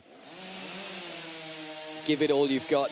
Quicker start by Svan on the stock saw, and he is through to the bottom and takes a little bit longer to get over to the underhand chop, and Ollie Reinhardt managed to catch up with him. Ollie Reinhardt has about a half a head height on him and also a little bit more power. Steps down to step over to the other side, Svan, and now Ollie Reinhardt about a half stroke behind him on the second side of his underhand chop. And Ollie Reinhardt is keeping Svan honest here as they're getting close to cutting through those blocks. It's Svan stepping over to the single buck, and now Ollie Reinhardt will do the same, making sure that his axe is safe in that block before he moves.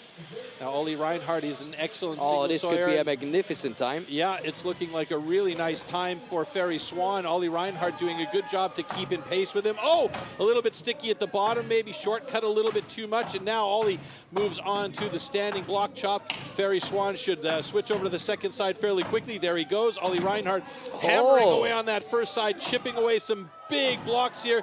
Is it going to be Ferry Svan getting this one, or is Ollie Reinhardt going to be able to catch up and eliminate the Swede in the competition here?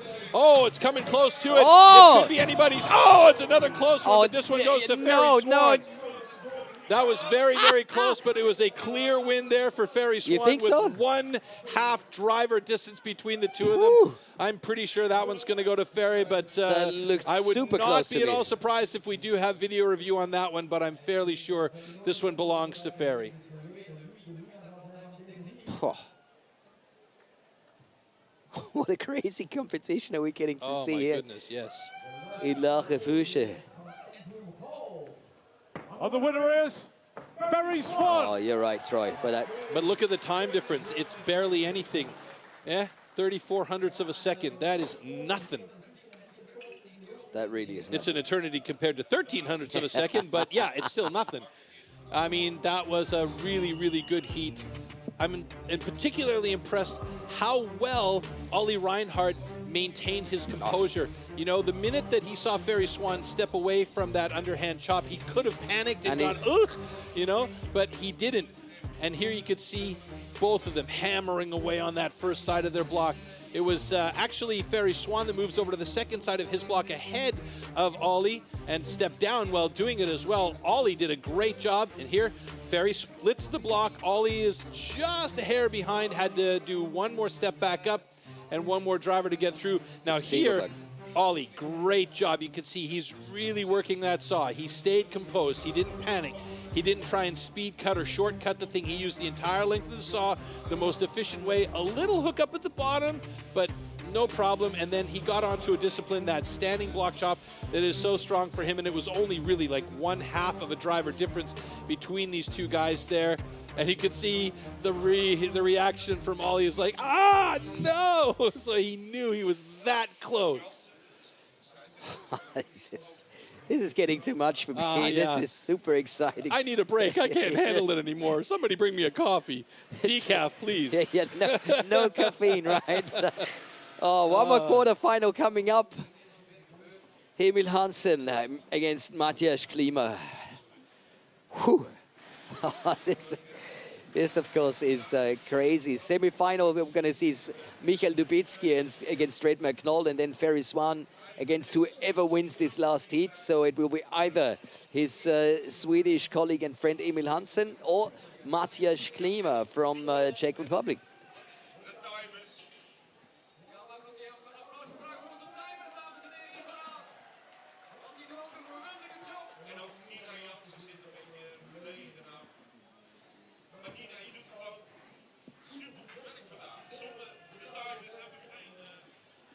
Okay, so here you have your heat lineup. Emil Hansen, national record, 1 minute and 10 hundredths of a second. Matthias Klima, 1:04 and 38. Matthias been looking very, very good today and obviously highly motivated to be on that podium.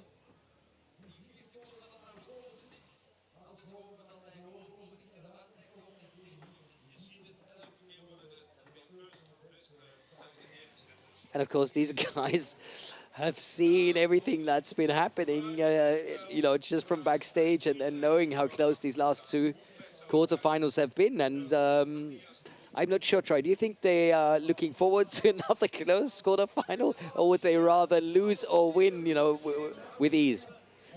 I think if I were going to lose a heat, I would want to lose it by a large margin, so I wouldn't feel bad and think, oh my God, I was that close and didn't get it. But I don't know. I mean, once you're up there, you know, your opinion might change. Interestingly enough, Matthias didn't get really anywhere. He didn't get into the rankings in the European Trophy last year. But interestingly enough, at the World Trophy last year, he was second. Okay, in 23, gentlemen. he was 10th. And at the Warm up your European swords. Trophy in 2024, or 2024, he didn't rank. Yeah, he's very special in this format, and how can I say it? He's been causing his opponents to make DQs for some reason. Ready. But that's what this is all about. 3, 2, 1, go! All right, good start by both guys. Matthias a little bit faster on the cut. but slower to get that axe into the underhand chop, but not by much. And Matthias has got the power and the speed, as both of them are really getting into it here. And both of them moving over to the other side at exactly the same time. It should be very interesting from here on in, as both hammering away. Who's going to cut through first? It's going to be Matthias Klima. Oh, Matthias impressive. Klima sets it up and gets onto that single side. Now, we know that Emil Hansen is fantastic single sawyer, but Matthias Klima looking good. He is more than halfway through, but look at the speed very good at indeed. Emil Hansen as he moves over now to the standing block chop. 1.5 drivers behind Matthias Troy, that's Klima. going to be another really, Oh really my close God. one. Emil Hansen, shortcut Early the first to- side, moves over to the second side. Matthias Klima went a little bit deeper on that first side. Will that be an advantage for him? Let's see if he can do it. He's got one more to driver, and he's done it. Matthias Klima has eliminated And look Emil at that Hansen time. with Look a at that national time. record, 58.88, the second fastest time of the day today. What an unbelievable run by the Czech. Holy smokes, folks. Sensational. Woo! And by far the fastest time in this quarterfinal. Yes, Wow. fastest time of the day, Yep. And I believe, anyway. yeah, it was 59.78 from Simon Grunwald in the round of 16, the first time under a minute. And now his time 58.67, so that is more than impressive. And that is quite something, you know, to shout out to everyone else. Well, talked about the motivation of Matthias Klima, and there were a couple of our crew that came over and said, yep, I think Matthias is going to do it today. So he is definitely one step closer, heading on to the semifinals. As we take a look back at the slow-mos here, he was very good on that stock saw. But where did he win it? Because at this stage, you know, I felt like, you know, you wouldn't favor any of the two athletes. Everything and anything is still possible here. Right here, he cut through that block, and he exited that underhand chop about 2 strokes ahead, as you see, Emil Hansen. And quite frankly, he got lucky on this single saw. I mean, Emil Hansen is such an amazing single sawyer. You could see 2 strokes behind off of the underhand, came up and caught up with Matthias Klima on it. And then right there, those last couple of drivers. Now, Emil Hansen shortcut that first side. 5 or 6 hits, I think he went in there, left too much material on the second side, trusting that he could get through there.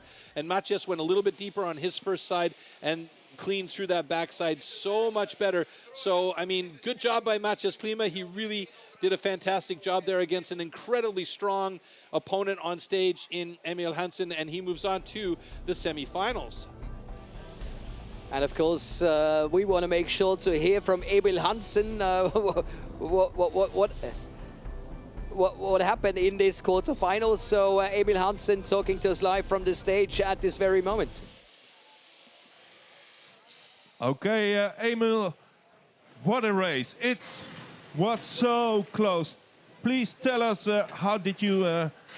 I think you take a lot of risk with standing, but tell us. Yeah, I made a 4-hit front, and but I think it went out pretty good. It was pretty fast standing anyways. Yeah, it's amazing. Happy you can compete over here with all the European champions. Yeah, I'm really happy to be here and compete. I'm happy with my day. I made a pretty good time now, but I could have done it a little bit faster, so I'm disappointed with the underhand. So next year, you're gonna retry it again? Of course, I will do it again if I qualify to this. So. Yes, all right. We're going back to the studio. Thank you, and have a good day. Thanks, guys. Yes. I like that. Thank you. And, thank you, and have a good day. Yeah, Fantastic. everybody's going to have a fantastic day after Yeah. this. I mean, that was so impressive. And Emil said, you know, he still stayed on that 1 minute margin. So Yeah. that was not bad. I said it was like a 5 or a 6 hit first side. He went 4 on that first side. I mean, that is a very short cut. You know, he did say it was cutting out really nicely, so he was trying to trust in his axe. What I want to point out here, though, is Matthias Klima with a 58.67 is really only about 1 second off the season's best for the trophy format at 57.01.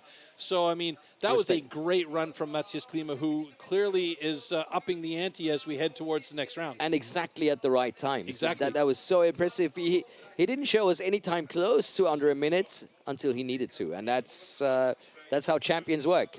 Brilliant Yeah, stuff. and it's interesting, too, because when you get up on stage with a guy that you know is, by the tail of the tape, better than you or should be better than you, that tends to, you know, we say in hockey, you're playing up. You know, if you play a team that's better than you, then you tend to play up a little bit as opposed to, yes, exactly. No, but he did a great job. And I mean, he really, really made Emil work for every ounce of that stage. And Matthias Klima came out on top this time. So there you go. Good job. And congratulations to him moving to the next round. And now we know the semi-finals. Michael Dubitzky, the reigning champion, taking on Raemdonck Knol, so the local hero against the reigning champion, and Svan against Matthias Klima. I keep repeating myself, but to me, everything and anything is still possible. So, yeah, it's an unbelievable situation. We're going to get our stage set up, but we also wanted to tell you a little bit about a documentary that's going to be coming out soon, or if it's not already out, that you can check out, called Behind the Chop, and it's about the New Zealand team on their route to the World Championship. Check it out. I think we've just had a great culture over the years, got some really good individuals, and together we've always got on really, really well. Stay up! Stay up! You know, real legends of the sport, you know, absolute pioneers of STIHL Timbersports. Accelerator, brake. Come on. Turn the cameras off, this is embarrassing. The team always being super close. They're like a family. But yeah, they get along really well and yeah, have fun doing it. Hey, Bobby, where are you? Australia would be our biggest rival. Two teams that know each other very well. To win, you got to put the hard work in at home, and that's what motivates me the most, to want to win, yeah. On competition day, it's all about focus, getting the job done. Come on, Shane! Come on, mate! Your corner and go! Come on, mate! Hard! Hard, Shane! Come on, mate! Kyle Lemon is back in the team. He's our stock sawyer. Jack Jordan, who's our underhand cutter. Bobby Dowling is our single sawyer. Freeze, mate, freeze! Shane Jordan as our standing block cutter. Sorry, mate. Chin up, chin up. Competing with the Jordan brothers. We don't need to say much about them. Kyle Lemon with a chainsaw in his hand. He's a real legend of the sport. You're in now, no, you're in! It's a real privilege to be up on that stage with those three men. Good cut, good cut. Well done. Fuck, that was an awkward handshake.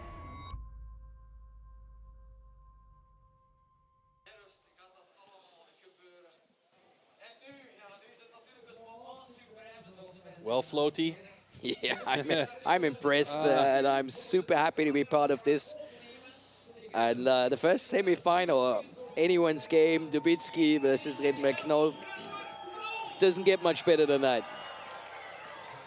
This is going to be a tough one for both of these guys because Dubitzky just watched his countrymate, who had the only under a minute time up until Matthias Klima, get eliminated by Raemdonck Knol. That's going to be going through his mind. Raemdonck Knol is now running on pure adrenaline and confidence. So, as I said, he's on an upward trajectory. So let's see what happens here.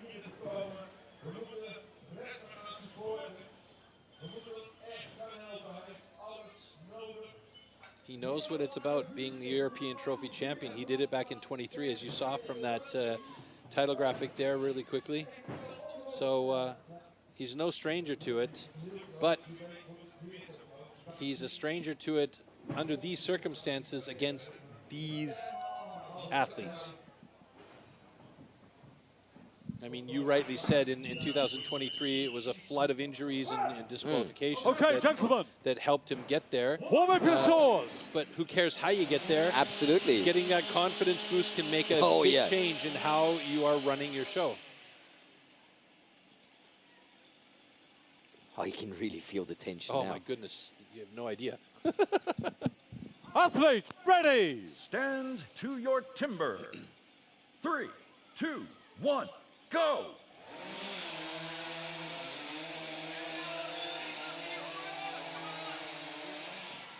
Good cut by both guys. Both head heading to over head. the underhand. Oh, Redmer having trouble getting the axe out of that safety block.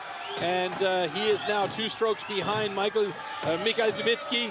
Dubitzky onto that second side. Redmer Knol putting the switching pressure over to on. the second side. The pressure is really on now. And you can see there's no aiming going on by Dubitzky at all. Oh, my. He is just heavy-handed on it. And Knol is through, heading over to the single saw now. Let's see if Knol can catch up to Dubitzky on this single saw. Dubitzky's a little bit sticky, but he is through fast, and he is moving over to the standing block chop. Where's Redmer at? Oh, he's having trouble with that single saw. It's not as fast as previous. And he is through. You can see he is tired. Dubitzky moving to the second side of his standing block chop. Redmer Knol. Will he shortcut that first side? He will. He switches to the other side. He's not going to catch up with Dubitzky. Dubitzky gets it in under a minute. There it is. 58-37. In the semi-final. Unbelievable. What a beast. Redmer absolutely gutted, tired after that day. Eliminated from action. So we'll see him in the small final, the battle for third place. What a day for him today, though. Wow. And Dubitzky with the fastest time of the day in a semi-final. Yes. After having the time trial, round of 16, quarterfinal. Now in the 4th round of competing. Wow. Yes, 58-15 at the end. Oh, even better. Wow.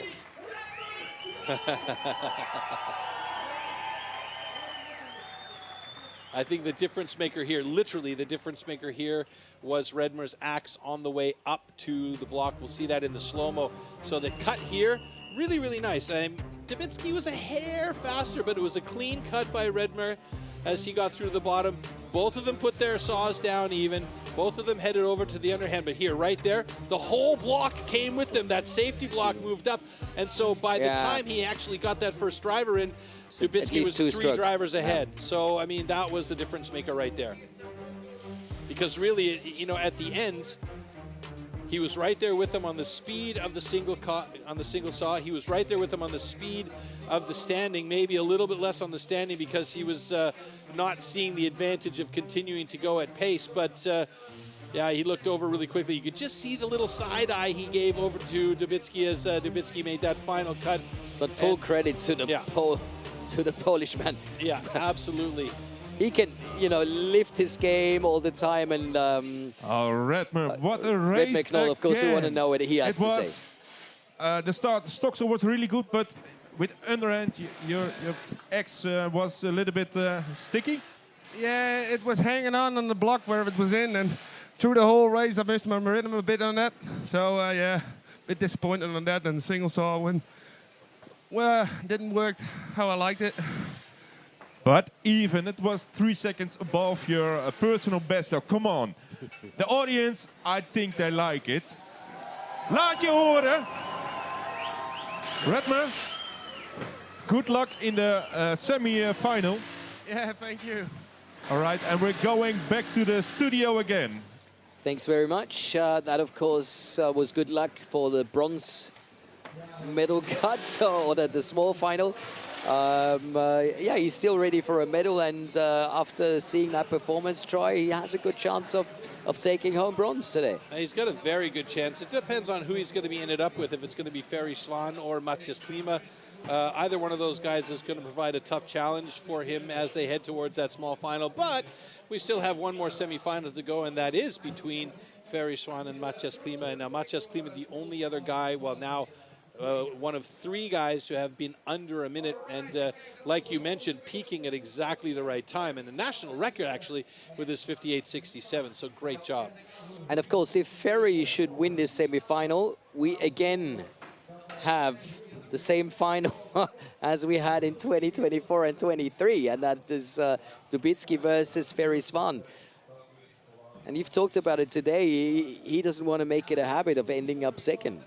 No, not at all. I mean, Svan, highly motivated, highly skilled, very fit. You know he can do it. And obviously we know that Matthias can do it. Oh, now we do. After that, it's quarterfinal. We've seen it, you know. And this is no longer luck of the draw situations for him. You know, no. It's not because somebody got a Not at all. DQ or somebody got injured or anything like that. He is here by virtue of his own skills, period. 3 of our athletes have managed to be under a minute, and he's one of them.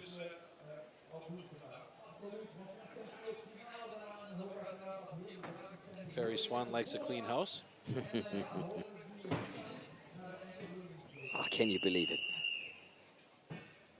Okay, gentlemen, warm up your swords.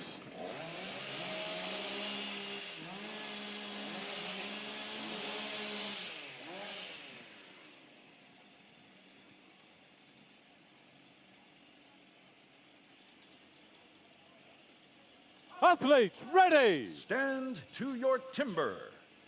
3, 2, 1, go! Ooh, Ferry was quick. Matthias right there with him. He's got the cleaner cut. Both of them dropping at the same time. Off they go to the underhand chop.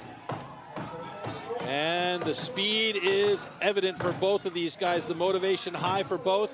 Who's over to the second side? It's going to be both of them at the same time again. Unbelievable. Here we go. It gets closer and closer with each heat that we get closer to that final. Ferry Svan, Matthias Klima hammering away. Will it be Matthias again through? He is oh, there. Look at that. He is close. Moving over to the single saw. Ferry Svan solid on the single saw, but he's got Oh, a bit it's of a gonna sticky one hiccup. to start things off with. The advantage goes to Matthias Klima here, and hopefully Matthias can just pay attention to what he has to continue doing as he now moves that's a over big to lead. the That's a standing big block lead chop. for Matthias. Matthias now on the standing block, and he is into it. He often does the But the look backup. at Ferry Svan going out. Oh yeah, and Ferry Svan is really working hard. Matthias on the second side of his standing block chop, but it looks like this one is going to go to Matthias Klima. He's almost there. 1 or 2 more drivers should do it. That's wiggling and waggling. There it goes. Matthias Klima is moving on to the final. Wow. And he will go up against The one and Dubitzky. only. Ferry Svan trying to get that time done, and you can see the disappointment is evident on his face after that run. Boy, Matthias Klima peaking at exactly the right time here. Wow. Can he keep it going for 1 more heat? Wow, wow, wow. And the winner is Matthias Klima. Both of those guys breathe in heavy. So let's take a look back at this here.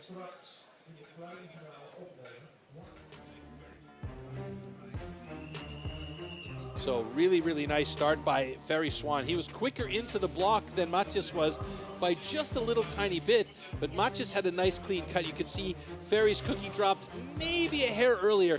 On the underhand chop though, Matthias was just really, I mean, you can only call this motivation at the highest level. You know, Ferry Svan, he's got that quick hit. He's very accurate, even with those quick hits. Matthias onto the other side, and he just went for it. He was holding absolutely nothing back. If there's anything left in his tank for that final heat, I will be surprised. And then you can see he goes over, and Ferry trips over his axe ever so slightly as he heads over. And now you can see this cut from Matthias. Beautiful single saw. A bit of a sticky start for Ferry Svan on this one, and that was causing him problems, and that gave a huge advantage to Matthias. And it stole his rhythm. It really stole his rhythm. Absolutely, that's the perfect way to say it. It stole his rhythm, and Matthias is an absolute beast on the standing block, and that's what won it for him.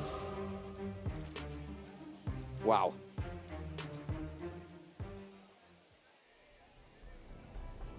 So there we have the brackets. As we can see, we will have the small final and the big final. Raemdonck Knol versus Ferry Svan in the small final. And going for gold, Michael Dubitzky and Matthias Klima. All that coming up in just a few minutes. Try a lot to look forward to, just like our guest. Yes. Spike Milton has joined us. Welcome. Thank you very much. This competition has been crazy so far. We've lost the voices twice, I think, because there were so many close decisions. How entertaining was that for you so far? Oh, it's absolutely thrilling. You know, there's nothing splitting these guys, and especially when you're getting down to the smaller heats.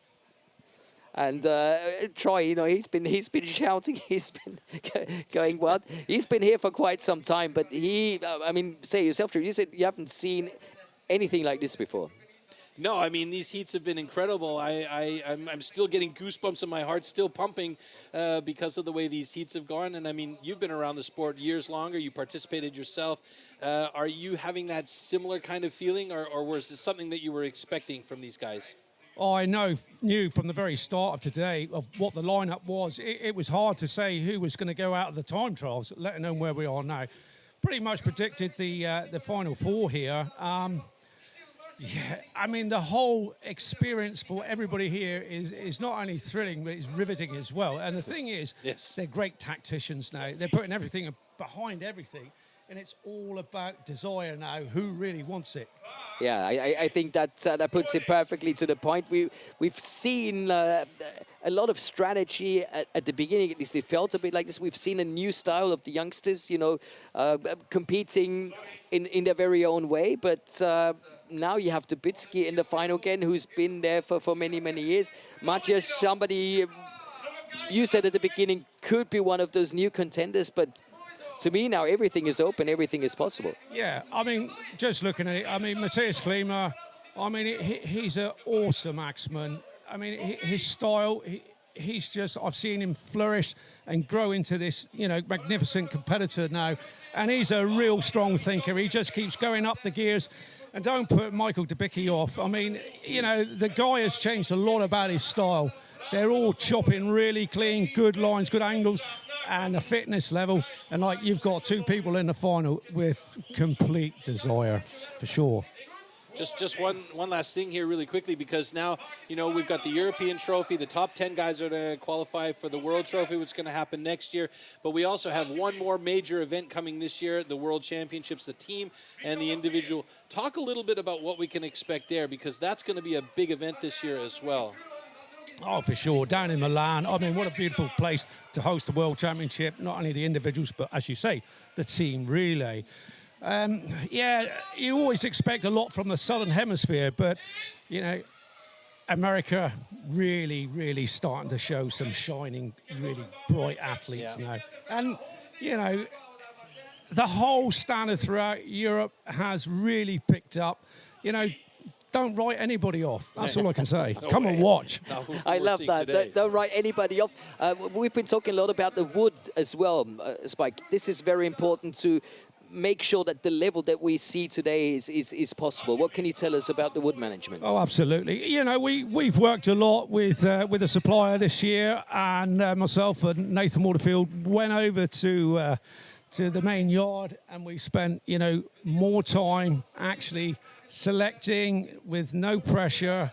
We've got a great team there with BJ Events, and we put it together, and this is the best, fairest wood I can honestly say that has ever appeared on any big stage for STIHL Timbersports. And I think we have some pictures that we can show our audience just to get a bit of a feel how important wood management is.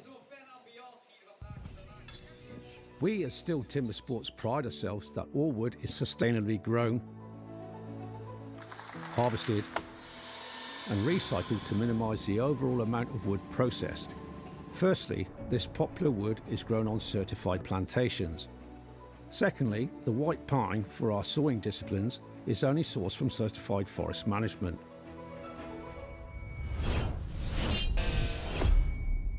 After all our STIHL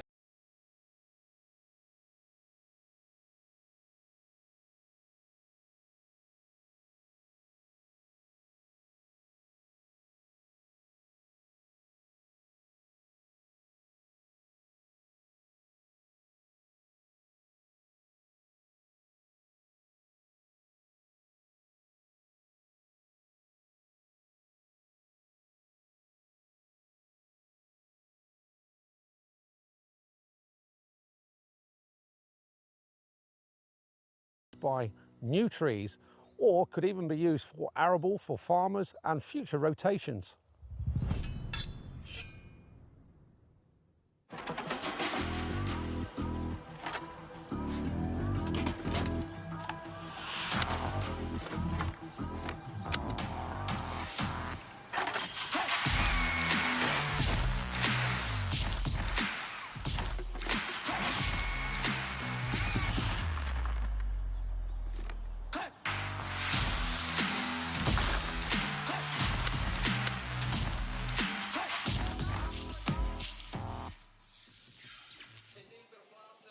things are getting more and more exciting. It's always great to have Spike with us. And you talked to him about something special that's coming up at the end of the year.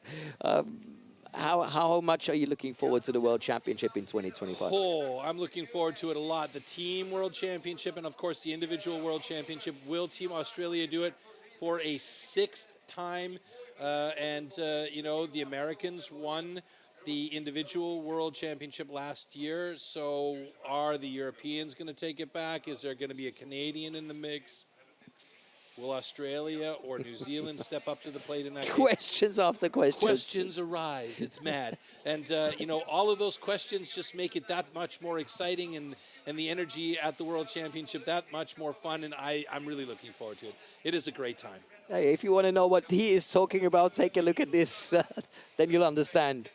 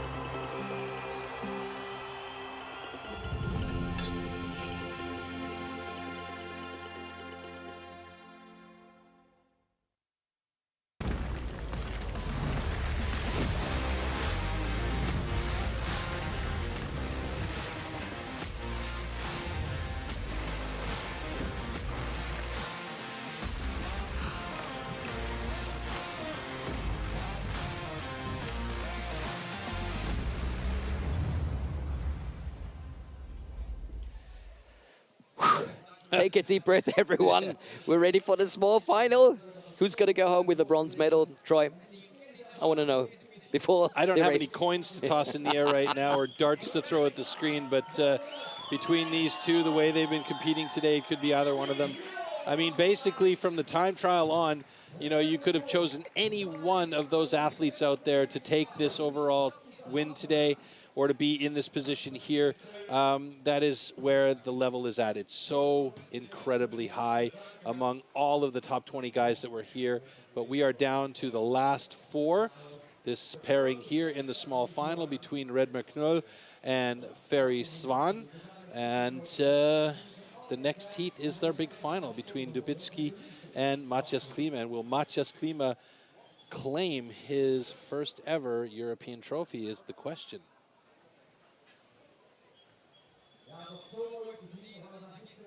I bet you dollars to donuts his heart is pumping right now. He's probably back there doing deep breath exercises just to calm himself down a little bit.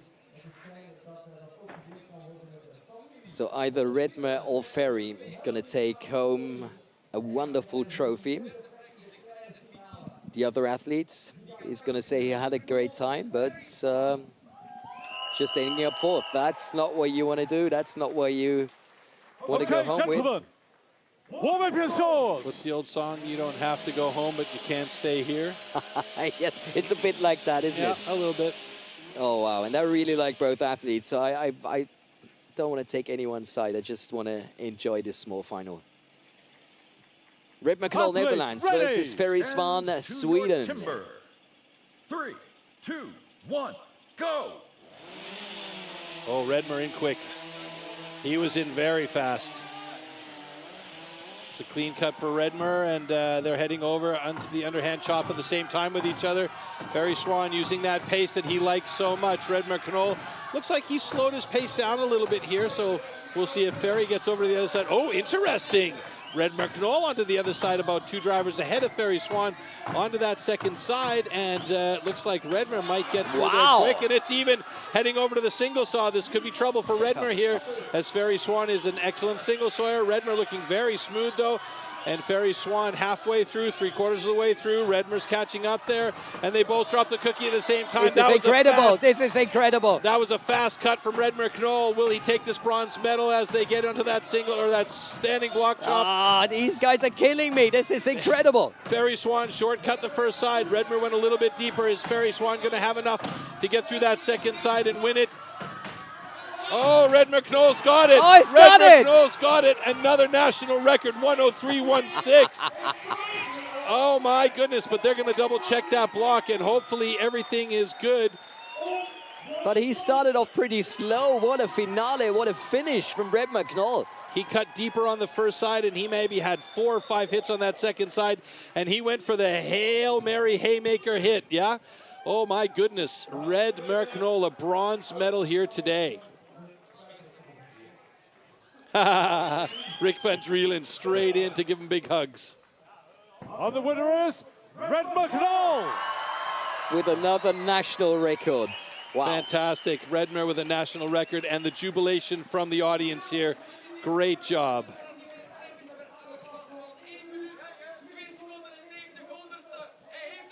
I think it's just been announced that this is a new national record. All right, let's look at this here. So Redmer was really quick on that saw. It's interesting to note that he never really liked the stock saw before this event. Then he gets a world record in stock saw, which is completely mind-blowing, you know? And then he starts to perform like a magician with the stock saw in hand, and that helped him get to the underhand chop. Now, I thought he was cutting a little bit slower here, but his cuts were nice and Ferry clean was and amazing accurate. in the underhand chop. Yes, he was. But the power of Redmer on that last drive. And now here, incredible. It looked like Ferry was having a really clean cut, but Redmer was just so flowy, and all the movements were so beautiful. And Ferry was a little bit quicker, but Redmer had one of his faster single cuts there, and then he goes over with that final Hail Mary, and the bronze medal is his. So he is on the podium. He can be proud of that one. It was a great job today. And let's find out what he has to say. He's going to be live Redmer, with Martin right now. What a race again. Again, goosebumps. Man, look at the audience. How does it feel to win another heat? Yeah, really good actually. I hate losing the other heat, the half final. I hate losing always, but the big heat is not so hard. I think you can be proud, and the biggest fan is standing over there, your son. So, really enjoy, and yeah. Yeah, this is the last interview this year. No, the World Championships are coming, so we see you there, and we are going back to the studio again. Yes, my last interview for the year. Well, we'll see. We will see, Redmer. What a character. Don't count your chickens before they hatched, right? No, you definitely shouldn't. No. What a great job by Redmer. So we'll see him on the podium today in third place, that bronze medal position. Crowd is going to love that. He said it himself. He hates to lose, but you know what? Who he can doesn't? be proud. A national record 2 times, or actually 3 times. 3 here. times, yes. And of course, the world record for stock saw yesterday. The people here are loving him, just loving him. Understandably. And one more heat standing out. Yeah, we got this. The final. Loose. Oh, yeah. All Michal right. Dubitzky and Matthias Klima. Poland versus Czechia. This should be a very, very interesting heat. A couple of big fellas going up against each other. Does Michal Dubitzky have enough left in the tank, or has Matthias Klima saved enough to be able to take out the big man and achieve his first ever European trophy, which would be a crowning achievement for him? He's been so close before on the World Trophy stage. He's done an excellent job, but that, as I said earlier, was by a hook or crook and a couple of mistakes from other people. Here, he has earned every bit of sawdust on that floor. Very well said.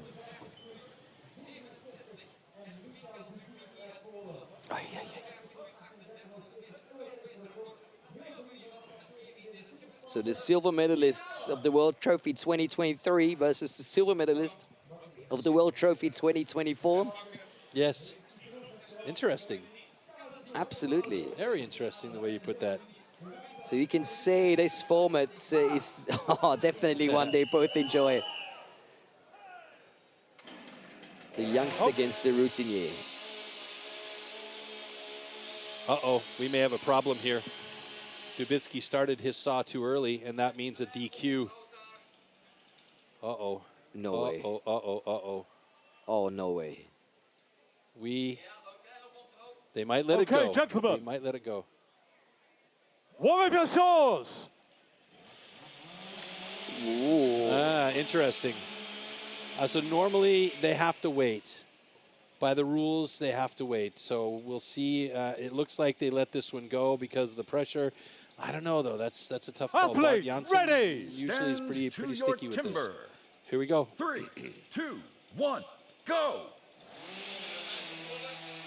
Nice, quick entry into the wood by Mika Dubitzky. That's a beautiful cookie. Yeah, very nice. And he heads over to the underhand chop. Matthias Klima right there with him as they both get going on that underhand chop. Matthias really putting it to it. Dubitzky a bit of a sticky axe there as he is on that first side. Matthias Klima switches over to the second side. Putting on the pressure. Did he shortcut that? No, it looks like a nice set of hits on that first side. Pretty well matched up with Dubitzky as he heads over to the single saw now. Are you kidding Advantage me? right now to Matthias Klima. Hopefully he doesn't panic and get too sticky on that saw, but he's got it running now. A couple of short, sticky hits there, but Dubitzky also had the same situation. Both athletes feeling the pressure. Dubitzky is fast, though, to the bottom. Matthias Klima has got to the bottom now, and he heads over to the standing block chop. Both of these guys are absolutely gutted from a day's hard work here. Matthias Klima, hard shot, big drivers on that first side. One more, he'll switch to the other side. He's going to try and catch up to the big man. Dubitzky almost there. Is he going to do it? He's going to done it. Mika Dubitzky, 105.02 wins it, and Matthias Klima gets the silver medal here. Oh, he said, I won. Did you see? I think he's... But I think that the issue here is whether or not they feel like an infraction was broken here, and the saw starting early. And that's what the discussion is about right now at the back between Andrew Hall and Bart Janssen. And so, if I remember the rule book correctly, by rule of law, starting that saw before it's given warm up your saws counts as a DQ, or at the very least in an event like this where... The winner is Mikael Dubitzky. Okay, so I guess they discussed it through, and they feel like that's okay. And yeah, you can see the two guys there talking it. I mean, Matthias does have the option to appeal, but who wants to do that to get a gold medal on appeal?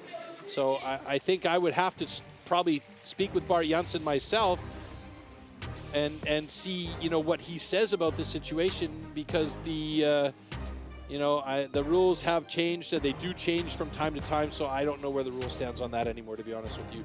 But we can see here, as though both of these guys were really getting into it. A bit of a sticky axe there by Mika Dubitzky, and Matthias Klima was quicker through the underhand chop and headed over to the single. But you see here, he got sticky on the first pull, and Dubitzky got a bit of a stick here, and then pulled out and was faster on the single saw. He's very, very good with the single saw.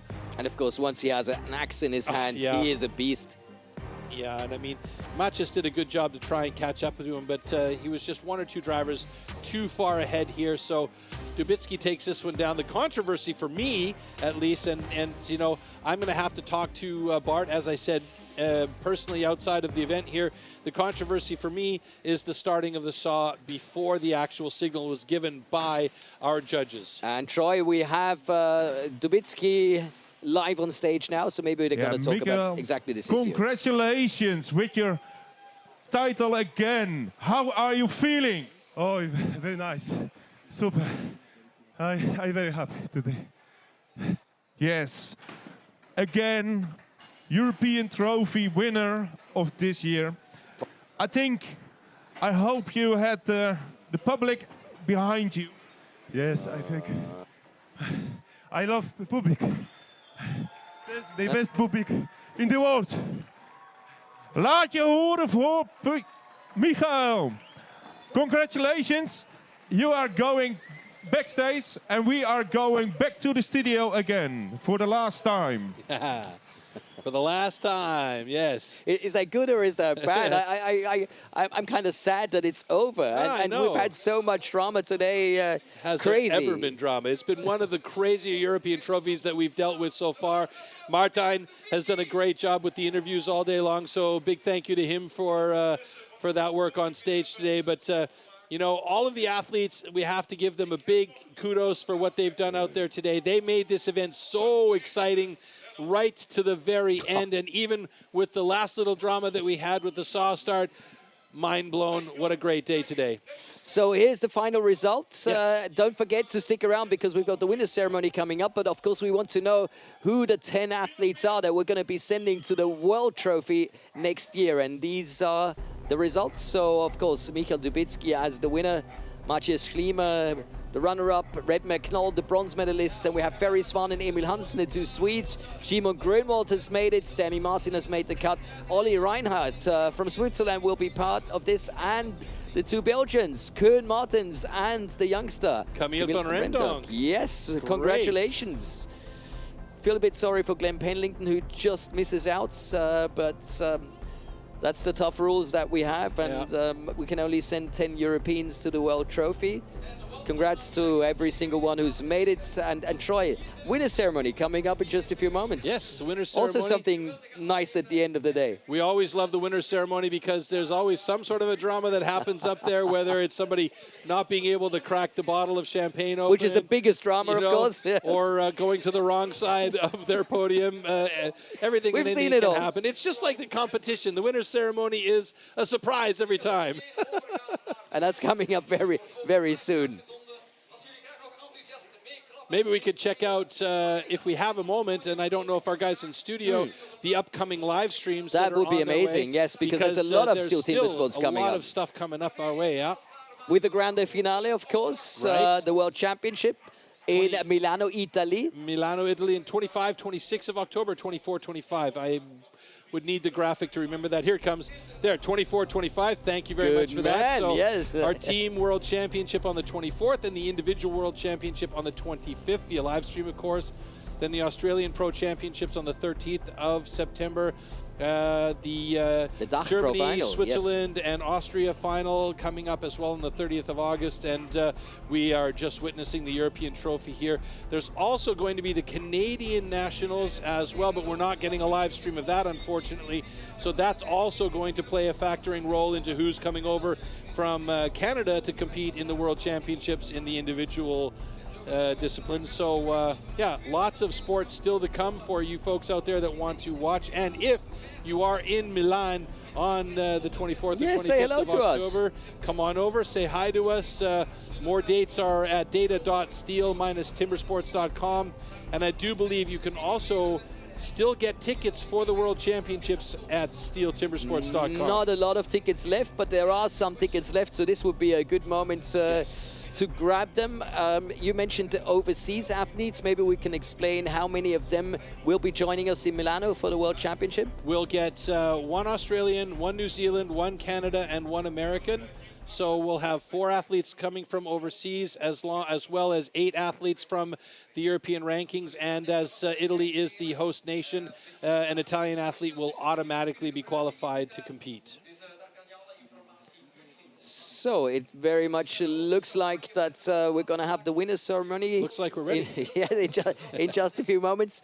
At the beginning, we're just going to have bronze, silver, and gold on the podium and on stage.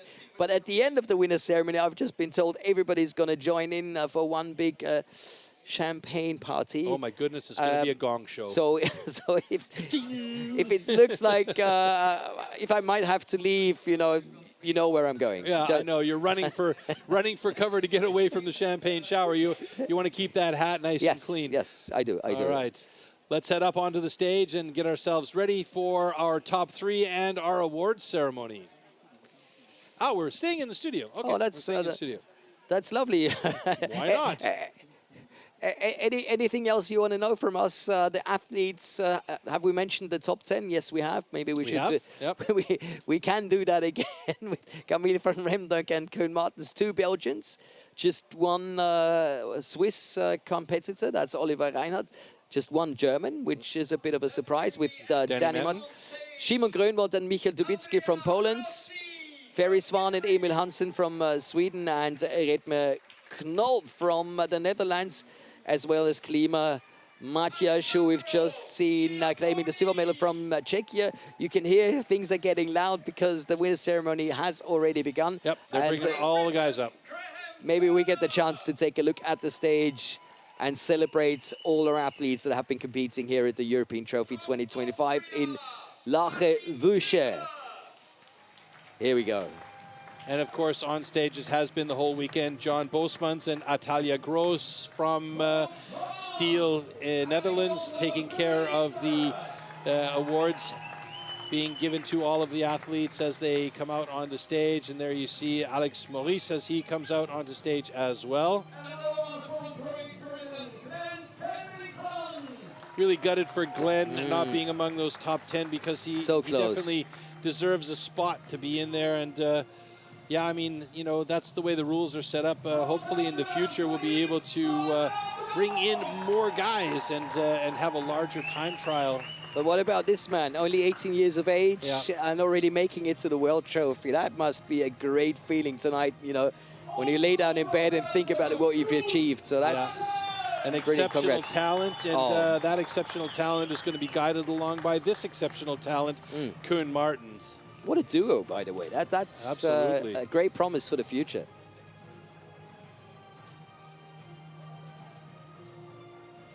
And always smiling, so positive, this guy. Yep, the smiling Buddha, I called him. That's my new nickname for him. Ollie Reinhardt, another great guy. Getting stronger and stronger. Getting stronger and stronger. Can't wait for season 25-26.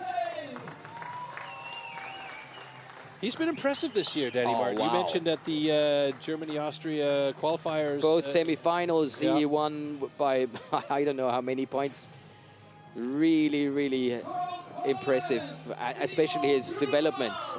Yeah, nice to see. And I mean, you know, he's been really working hard to get there. And of course, this young man here, Szymon Grunwald, just missing it by a hair today. But boy, we're going to see him on the podium a lot more in the future. He felt like he was already there, and then he wasn't. That's also a tough cookie. Yeah, but you learn how to lose to learn how to win, and that's just the way it is. I mean, you can't call him a loser. There's no way about that. But, no way. You know, I wouldn't want to call him a loser to his face, at least. But you know, you have to have these moments of disappointment, so that when you do get those moments of highs and you have the win, you can really cherish them more than if it was just like an easy win every time. Just 3 more athletes missing here at the STIHL Timbersports European Trophy 2025.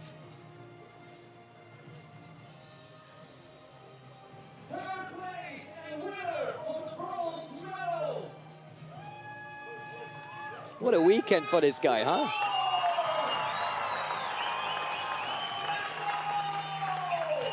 How about that for a weekend, Troy, huh?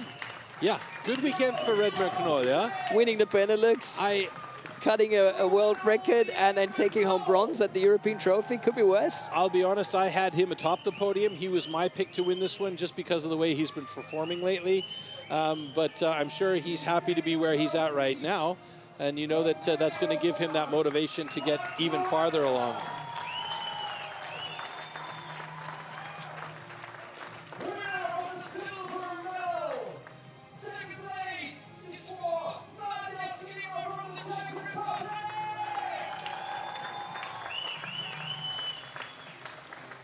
And this guy was impressive today. Oh, wow.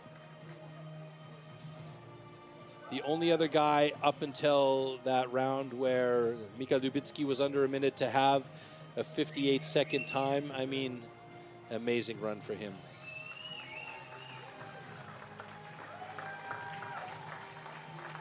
And only 3 guys this weekend under a minute. Yep. And Matthias Klima is one of them. Well done, sir.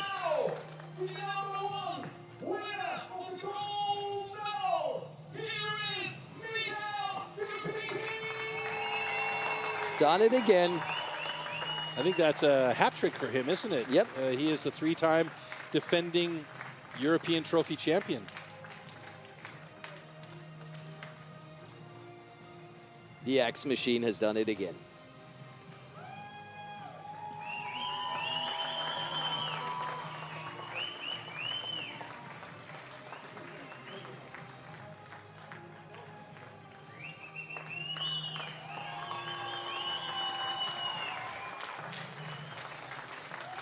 Fantastic scenes. It really could have gone either way there for that top spot. I mean, really.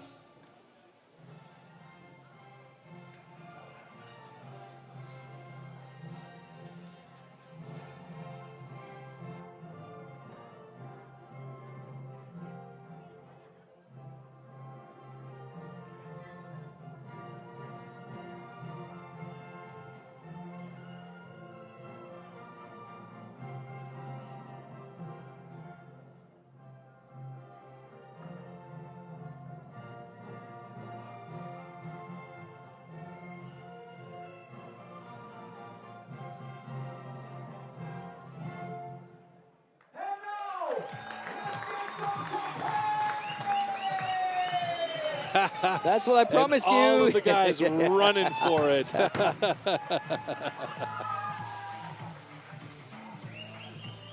Oh, wow.